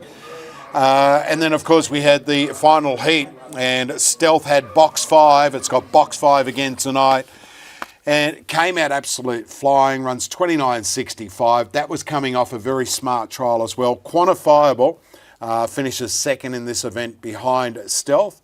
But again, Stealth, third time at the track tonight. We know it trialled there previously. Box 5, again, Remember This. There's going to be pressure on the outside. There's pressure from Remember This. There's pressure from Return Mac. It is going to have to come out and run an unbelievable first split to be able to cross the likes of Quantifiable, Mortified, and also Umberto. Well, he can do it. He did run 5.34, which was the quickest opening fraction. 16.98 to the back. If you break 17, you're absolutely airborne. So he's got the 2 quickest early sections in the race. 29.65 overall. If he nails the jump like he did in his heat, he can get across here and run a mighty race at value. Yeah, I know he's run 5.34. He's got to run on what they've run last week. He's got to be running 5.30 to get in front of these dogs. You can run 5.34, but he's 3 deep. and you've got Umberto and say Mortified punching up underneath, and that's the problem. That's why you're getting $6.50 about Stell and even money about Umberto. Exactly right. And if you were an early shopper, you got $10, $11, $12 about Stealth. And you're exactly right. Had Stealth drawn 1, 2 or even 3 here, he probably would have gone up second or third favourite on that win last week. But he drew 5 with speed to burn in the race, and that's why he went up at the price he did. He's getting into a more realistic price in my view. I thought it was around about a $7 chance, $7.50 thereabouts. But he's a greyhound if he does nail the jump. Again, you're relying on what the other greyhounds around you are going to do. But if he does get it right, we know he's got the speed to get across. Yeah. I'm with you as well. If you're looking for something at odds to have a bet, you're going to be holding your breath with this dog, and that is Bailey Bear. Its run last week, as you mentioned, it was terrific to run down Umberto. It's not going to get the same run tonight because it moves from box 2 to box 7 and Umberto moves from box 8 to box 1. But at $8.50, there is so much early pace in this race, Battler. It is ridiculous how much early pace there is. I actually think if you are going to have anything on Bailey Bear, just hold off. I think he'll get out to double figures here. He's just a greyhound. Any form analyst out there would know he can't lead the race, so he's going to need luck to win the race. Where is he going to get to at the first turn? As I mentioned earlier, I think his best chance is beginning poorly, flop to the rails and hoping they fan through the first turn he gets a run through. And that's how he could win the race. And I think once the traders get a little bit closer to the race, he's a greyhound who they might push a bit due to the reasons I've just mentioned, due to he's going to need luck to win it. All right, the Sultana boys have got Remember This for Vic Sultana in box 6, Bailey Bear for Sparrow Sultana in box 7, and a short time ago, Simon Orchard caught up with both of the Sultanas. Look who we found here, a pair of brothers on Group 1 Ladbrokes Dapto Megastar night, Sam and Vic Sultana. Hell of a night, boys. Talk us through the emotion. How are you feeling, Sam? No, I'm pretty good. I'm feeling all right. It's different if I had the favourite for the race, but I'm an outside chance, so. What hope do you give Bailey Bear from that wide draw? Not very much. You said during the week, mate, that a couple of years ago when Flying Ricardo ran around, you don't normally get nervous in running, but you felt something special that night. What is it about Group 1 racing that brings out that sort of emotion? He was just a different dog. He was just such a good dog, and he's going to be right there, so that was a good night that night. How does it feel having Vic's dog just inside as well tonight? I just hope they don't bring each other unstuck. Really. We'll move across to Vic now. Remember This, jumping from box 6. Do you share a similar sort of emotion as Sam, Vic? Oh, sort of, yeah. Yeah. Tell us how you're feeling ahead of this Group 1 decider. Oh, she's in the race, so, I think she's going to be it's a hard race to win, It's one of them things, yeah. What did you think of the heat performance last week? Oh, good. I thought she went very good, yeah. But I don't know if she can get across from the 6, that's all, That's the big question. How do you see the run to the first turn shaping up? And does she need to lead to win this race tonight? I think so. I think she needs to lead to win also, against them sort of dogs, yeah. And as we just zoom out to both the boys here, is there a bit of friendly rivalry tonight, or is it just may the best dog win? It's the best dog wins. No, it's pretty good. Run a good race, yeah. Good luck, fellas. Thank you. Thank you.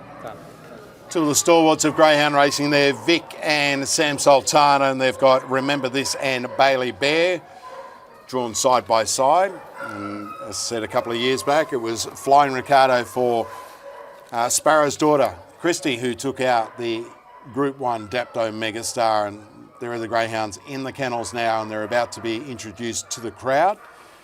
And again, dogs don't really know that it's a big race, Timmy, but the trainers do.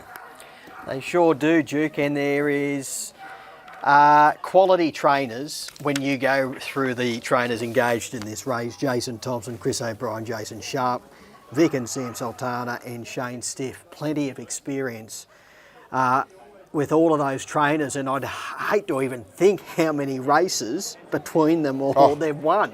You wouldn't hazard a guess, Duke, but they are top of the tree, terrific trainers, and if whichever one does take it out, it'll certainly mean a hell of a lot, being a Group 1 in a race which has become a really sought after event, the Megastar Duke. It's the 14th running this year. It kicked off as just a Group 3 race and then got elevated to Group 2 when Oaks Road won it in 2011. And then Bye Bye Bucks in 2012, and then Tommy Brislane, he won it in 2014. Steve White. For Steve White, yeah, and he was a baby. That was the first Group 1 race I ever called, the Dapto Megastar, in 2014. And the baby of the field, Tommy Brislane, he took it out. So it's been a good dogs race over the years, Duke. You go through the honour roll. Good Oz Harada in 20 and 19. You know, Aqua Cheetah, he won an Adelaide Cup. He won it in 2017. Let It Develop for Andy Lord and Pete Spiteri back in 20 and 16.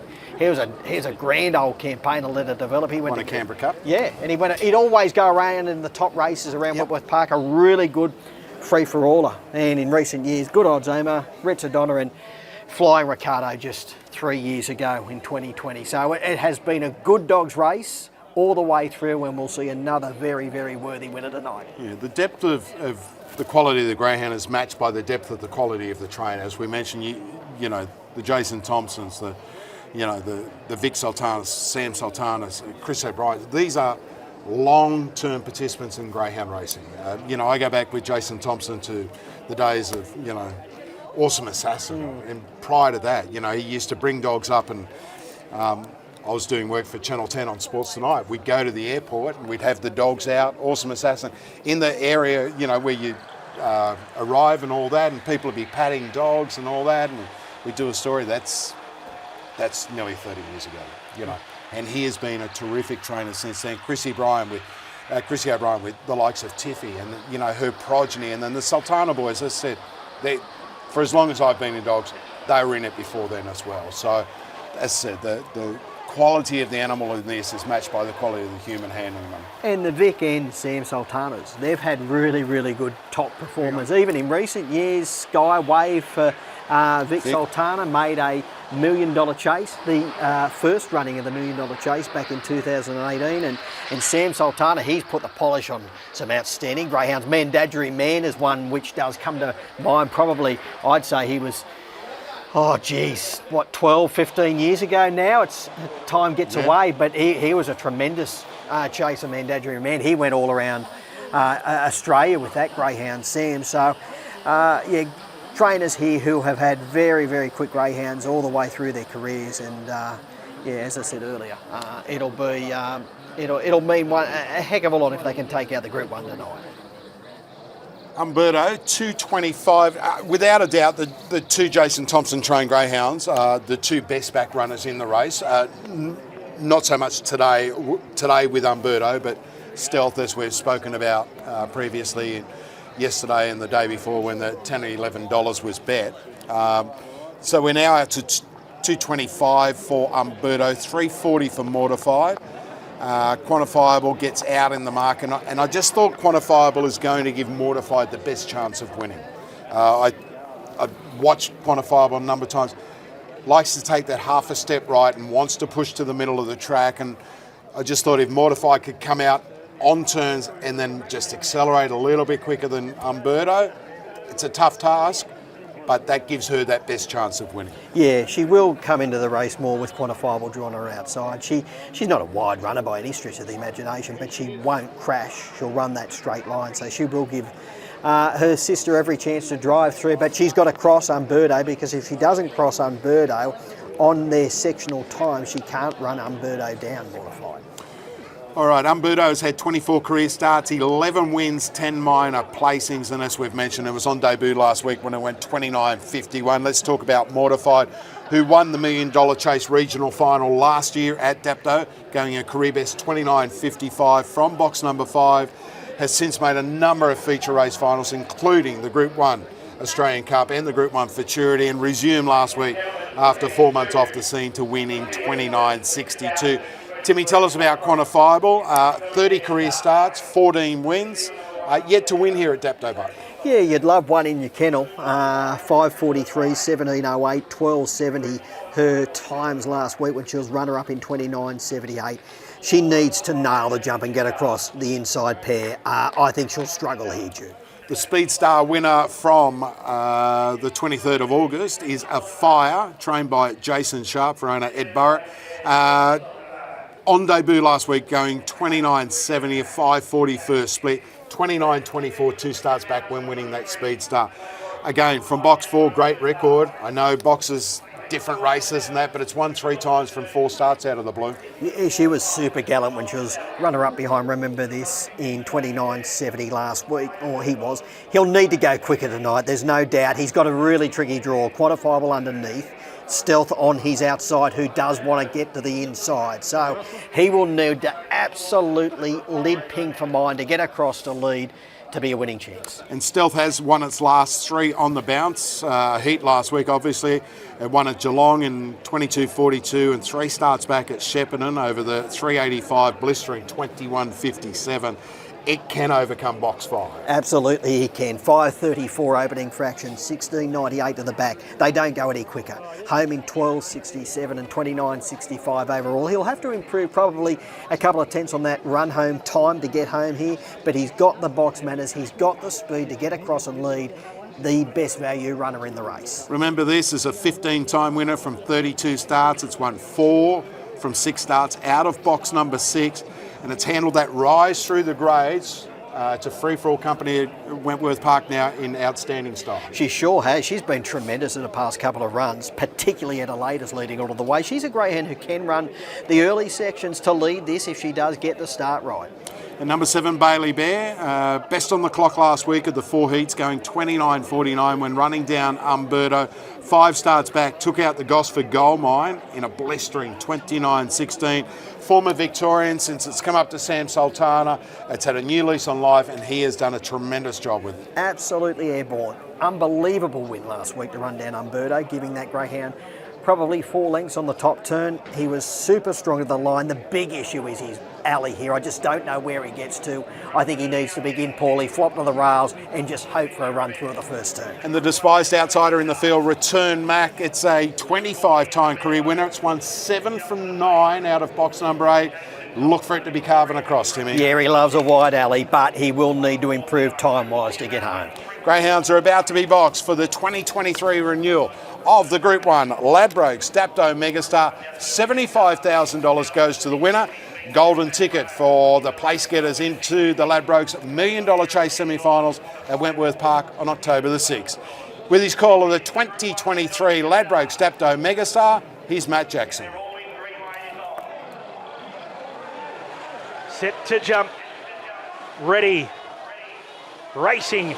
Umberto down on the inside, away fast. Remember this out quickly, but the Victorian favourite Umberto will go through and lead, and there was trouble behind. Up to second, Mortified. Third, Remember This, and Stealth back along the rail. Fourth, they're followed off the track. Return Mac from Quantifiable, then Bailey Bear into Fire. Off the back straight, and the leader is Umberto. 3 lengths in front, Mortified. She's chasing very hard. They're clear of Remember This. They turn. It's Umberto clear from Mortified, and it's Umberto's Megastar. Umberto beats Mortified by 2. Third, Remember This, a gap. Return Mac, who's run the race of his life. Fourth, from Bailey Bear, then Quantifiable, Stealth and Fire.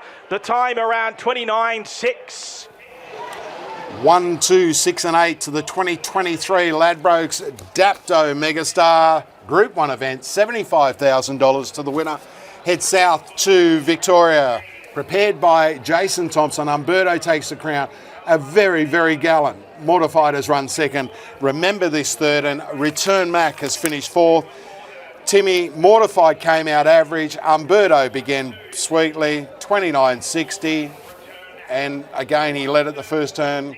How were they going to run him down? Yeah, it was basically whatever led the race at the first turn was going to go on and win it, Duke, because they all ran very similar overall times. He began beautifully. She missed it. He just strode through. He led on his ear, and he just put them away mid-race. Outstanding run, Mortified, to finish a gallant second. All right, trained by Jason Thompson. It's been in the care of Peter Lagosiani for this Megastar campaign. Let's head trackside Mick Cowley with Peter Lagosiani. Pete Lagosiani, is this a Group 1 winner for you, mate? Kinda. Yeah, caretaker. Happy to take it. Congratulations to Jason and the team back in Victoria. Mate, the dog, as you said, the plan was to bring him here, trial him. He's more of a race dog than a trial dog. Yep. Certainly stepped up tonight. Yeah, mate, look, when you run them sections, 5.31, 17.01 to the back, Mortified, what a mighty, mighty effort to run second and take ground off him, but look, on the bunny, this dog, Jay said he can run, and he just proved it again tonight. Oh, you've had a bit of an afternoon, haven't you? Yeah, look, we made it here. We've won it. You know, yeah, all right. We've done Mission Impossible, so let's go to the next one. What does it mean for you? Obviously they're not your dogs, but you're entrusted with them, so there's a bit of responsibility, isn't there? Mate, I was more nervous with somebody else's dogs than what I am with my own, so yeah, oh, yeah, I can breathe a sigh of relief. No, look, Jason set him up here with a plan, and you know, we're happy to be a part of it, you know, and thank you for trusting us, guys, and let's hope we can do it again for you. Of course, the bonus with this time is $1 Million Chase semi-final berth. Any chance Jason will leave it with you for 5 or 6 weeks? Oh, well, look, we'll work out what the plan is in the next couple of days and the next coming weeks, so we'll see where we go. Look, tonight was what we had planned for the dog, and actually Stealth too. I think the box just got him, you know. Look, I think tomorrow morning, once we're all, you know, livened up again after a couple of beers tonight, we'll have a chat and see where they're going. Mate, a Group 1 race is a Group 1 race. It still feels pretty good. Oh, mate, it certainly does, yeah. Look, you know, for anybody, you know, Group 1s are hard to come by, and you know, mighty good dogs and good trainers do them. So kudos to the dog and the trainer. Mate, don't undersell yourself. You must have done something right over the last 3 weeks. Well, we're hoping we are doing something right, you know that, and we love doing what we do, so... You know, it's good for New South Wales racing, mate. It sucks that a Victorian won it, but hey, look, it's good that he was here and we took care of him, and you know, we actually love the dog, so he's pretty good. Congratulations, well played. Cheers, thank you guys. Thank you, mate. Pete Lagosiani with Mick Cowley there after the win of Umberto, and I'd say he'll probably head back home because we've still got 4 or 5 weeks before the $1 Million Chase semi-finals take place on Friday, October the 6th at Wentworth Park. That's the second guaranteed runner now for Jason Thompson in the semi-finals. Umberto wins the Megastar. Postman Pat finished 4th in the Group 1 National Sprint Final. He's guaranteed a start as well. I actually took the $7 or $8 about Postman Pat only the other day, and look, Jason Thompson, he's won Golden Easter eggs, he's won everything, so you know, it's no surprise that his greyhounds will do well. Let's talk about the runner Mortified very quickly. Hopefully we're going to talk to Chris O'Brien in just a moment. She was sensational tonight. Absolutely sensational. Bombed the jump for her. Yep. She was poorly away, but she drove through at the first turn. She was giving, Umberto 5 at this point, going through the catching pen, and to run him to, about 1.5 lengths on the line. Terrific run. There's no doubt she's come back in great fine fettle, and she will be ready to peak when we get to the $1 Million Chase semi-finals. I was about to say, Timmy, that you obviously would like to win every Group 1 race, but there are bigger fish to fry. Let's hear what Chris O'Brien had to say about the run of Mortified. Chris, fantastic run. Did miss it a little bit, but super run. Yeah, she stuck on really well. I'm pretty proud of her, mate. It's good to come second, but yeah, the one was just too good on the night. You know, he had the right box, obviously, and he pinged out 5:31. You don't get much quicker than that. Mate, I guess, as you said, nothing wrong with running second. You all want to win. The bonus is you're into the $1 Million Chase semis. Yeah, that's great. And she pulled up good, and I don't think there's too much interference was there. So she's pulled up great, and we'll just march on now from here on in, and hopefully we can go one step further, you know. The reality was too, she was always going to be better. Yeah. A few more weeks in. Yeah, she's missed a lot of work, and that run will do her good. So just not sure what we'll do now. Maybe just go back to town, or get her ready for the big one. Yeah. Right, good luck in the big one. Congratulations on tonight. Thanks a lot. Cheers, mate. Thank you. Chris O'Brien there, who had Mortified and also Quantifiable in that event. Remember this, as I said, Timmy, it's, remember this as ascension through the sprinting ranks at Wentworth Park, and now it finishes third in the Group 1 Megastar. Yeah, she was great too, remember this. A really good heat winner last week, and she's backed it up in the final in finishing a really, really gallant third behind two absolute top liners. And the roughie finishes fourth in Return Mac. Yeah, Shane Stiff will no doubt be very happy with that run, because he was a realist going into tonight's race. I think he was just happy to be there. Hopefully the greyhound could get around safely, and to finish fourth in a quality field like that, he will be absolutely thrilled. Because I know he's got a soft spot for this greyhound Return Mac Stiffy, and he's a pretty an old hard head, but he does love this greyhound. 230 and 110 about Umberto, who was the best back runner in the last 24 hours to win the Megastar. Mortified pays 150. Remember this, 420. Return Mac, the extreme outsider in the field, finishes fourth. The Quinella, wow, that's paid unders, $2.90, I suppose. Well, that's probably about what it is. $9.50 the exacta, 63 and change the trifecta in the first four, $336 moving forward out of the Megastar. Obviously the Greyhounds that finished first, second and third, they will be contenders heading into that semi-final with realistic chances. Mortified's record at Wentworth Park is outstanding. As said, remember this, and I really like this concept of giving them a golden ticket because we're 4 weeks out. So for someone like Jason Thompson or Chris O'Brien, or remember this, they are able to plan their campaign with absolute military precision, like with Postman Pack, like with those 4 Greyhounds that finished first, second, third and fourth in the Group 1 National Sprint Final. By giving them that time, you give them the best opportunity to win. Yeah, I'm glad you said that, Duke, because when we sat down a number of weeks ago now and working out changing a couple of the races in the lead on into the $1 Million Chase, the Megastar was one because it was run in December, but there were a number of feature races in Victoria which encroached on that, so we had to change it, so we put it back to its traditional home in September, and then that carrot was into the semi-finals. It's worked. We've got Victorians. And it is the same with the Black Top in a couple of weeks' time. Heats are next Friday, but the top 3 in that series go through to the $1 Million Chase semis as well. So I'll be shocked if we don't get a few interstaters having a crack at the Black Top. People say, oh, we don't want the interstaters to come and take our money, but we do want them to come up and contest the series. Yeah, we want the best dogs in that race. It's the richest franchise race in the world. Let's head to Dapto now. Simon Orchard with the presentation for the Group 1 Ladbrokes Dapto Megastar. In 2023. Yeah, it's fantastic. On behalf of Ladbrokes Australia and our CEO, Dean Shannon, we're thrilled to be partnered with Greyhound Racing New South Wales, bringing us to nights like tonight. Track looks great, crowd looks great. Thank you so much.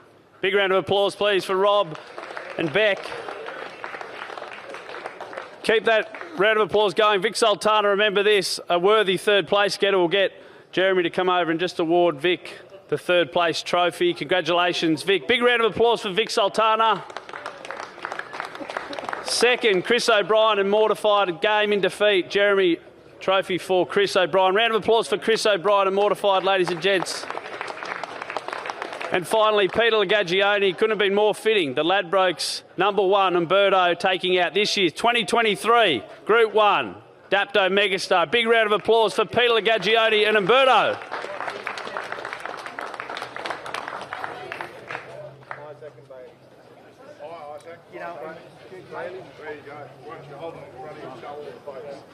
Oh, I said, go back the best turnover.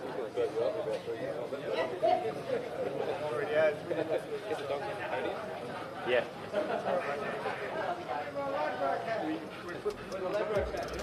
If we could just get the dogs up on the podium, gents.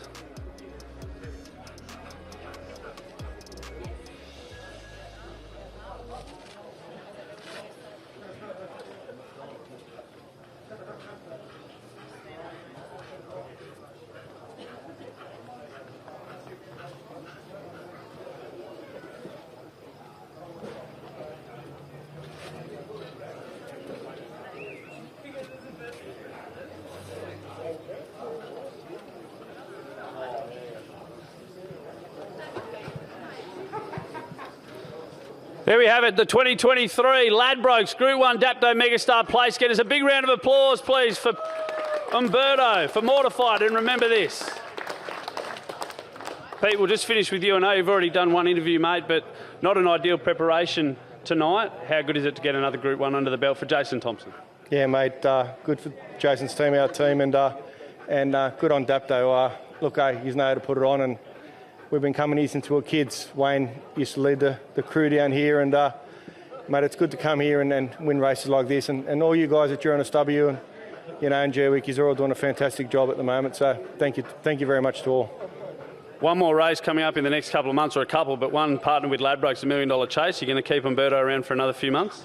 Oh, we'll see how we go. We'll talk about that tomorrow. Well done, mate. Big round of applause for our winner, Umberto. Back on the podium, please, guys. All right, there is Peter and Lagagiani and their 2 young boys, and Umberto. And Another Victorian makes its way into the semi-finals of the Ladbrokes $1 Million Chase. I said those semis will take place on Friday, October the 6th at Wentworth Park. 8 semi-finals, 8 winners going to the final for the richest free entry greyhound race in the world, worth $1 million to the winner. And again, when you look at the $1 Million Chase and you look at the success of this event, Timmy, we've only had one interstate greyhound win. That was McInerney last year, the second running of the $1 Million Chase when it beat Zipping Curios by a head. Previous to that, it had been wholly and solely New South Wales. Here are the runners, and there's another Victorian, Fire Hose, trained by Dave Gill, won the Goulburn final. We had the Taree final yesterday. Nora's boys, Sunshine Lily and Wefley Shield. Birthday boy, Sean Guthrie, prepared Nora's boy. And there are the 2023 National Sprint Runners, first, second, third and fourth in that race. Sage to Neil, Aussie Rocks, Tinker Norm and Postman Pat. So as I said earlier, Jason Thompson has got 2 into the semi-finals. Now, don't forget your tickets for the $1 Million Chase. They are free tickets, but you need to book them. There is a cap on the tickets there for $1 Million Chase night. We'll have news regarding our entertainment options on the night as well. And that is on Friday, the 13th of October. It will be a Black Friday, but it won't be a Black Friday for everyone, particularly the connections who take out the $1 Million Chase. And a birdie tells me that one of the greats of the Australian rock scene, a man who knows how to rock a greyhound racing audience, Shannon Knoll, will be performing live at Wentworth Park on Friday, the 13th of October. It is, look, for me it was, if I go way back, it was National Derby night. That was the big night. Then it became Golden Easter Egg, because the Golden Easter Egg was the first $100,000 race that we had in New South Wales. And now, to me, it's been eclipsed. I walk onto Wentworth Park, a track I've been to hundreds and hundreds of times. But $1 Million Chase night is now, it is totally different. The buzz in the atmosphere, on the track, with just the regular punters that go there and then the people that come in, it is outstanding. It is a night that I as a broadcaster, I enjoy so much. Yeah, it is. I can't wait, Duke. And this year it'll be on the night before the Everest here in Sydney. So what's the Everest? Oh, it's a horse race. Sorry. Listen, yeah. At the end of the day, Duke, Sydney is absolutely jam-packed. You can't get a hotel room. If you do, you can probably get one, but you're paying through the nose to get one. I have a spare room at Woolloomooloo if anyone wants to chip in for the excess. You don't need the money. And yeah, so it'll be a great weekend in Sydney, and it's good to see it's gone back to October, the $1 Million Chase, and that semi-final night on the Friday before promises to be an absolute belter. But then 7 nights later on final night, you've got the great racing all the way through all the big finals of the $1 Million Chase Carnival coming together, and then throwing the entertainment of Shannon Knoll and the like.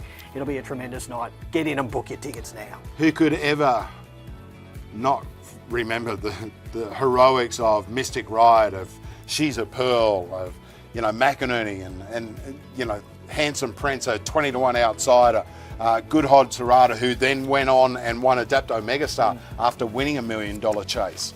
Peter Lagosiani, who prepared Mystic Ride and Handsome Prince, both of those greyhounds had box 7 in the $1 Million Chase runnings of those particular years. But as I said, just the interest now, and as I say, by offering these golden tickets into the semi-finals, it creates so much anticipation. It also creates so much exposure and awareness in other states. And you and I were just chatting off camera, and that's what we want. We want Queensland, South Australia, Victoria. We want them to be involved. We don't want them to win, let's be honest. But we do want them to be involved in it, because it just broadens that whole, let's say, the excitement about what? Someone wins $1 million, geez. You go back to the 2020 version of the $1 Million Chase, Duke, and it was the highest wagering race in New South Wales history. I think we did $9.5 million turnover that night. And if you go back and have a look at the field, we had Shadow Mist for South Australia, sitting up in the red. Tommy Shelby was out wide. I think he had the pink. You had a couple of Victorians in the race. You had Flying Ricardo, Good Odds Harada. So you had other states which were represented in that $1 Million Chase.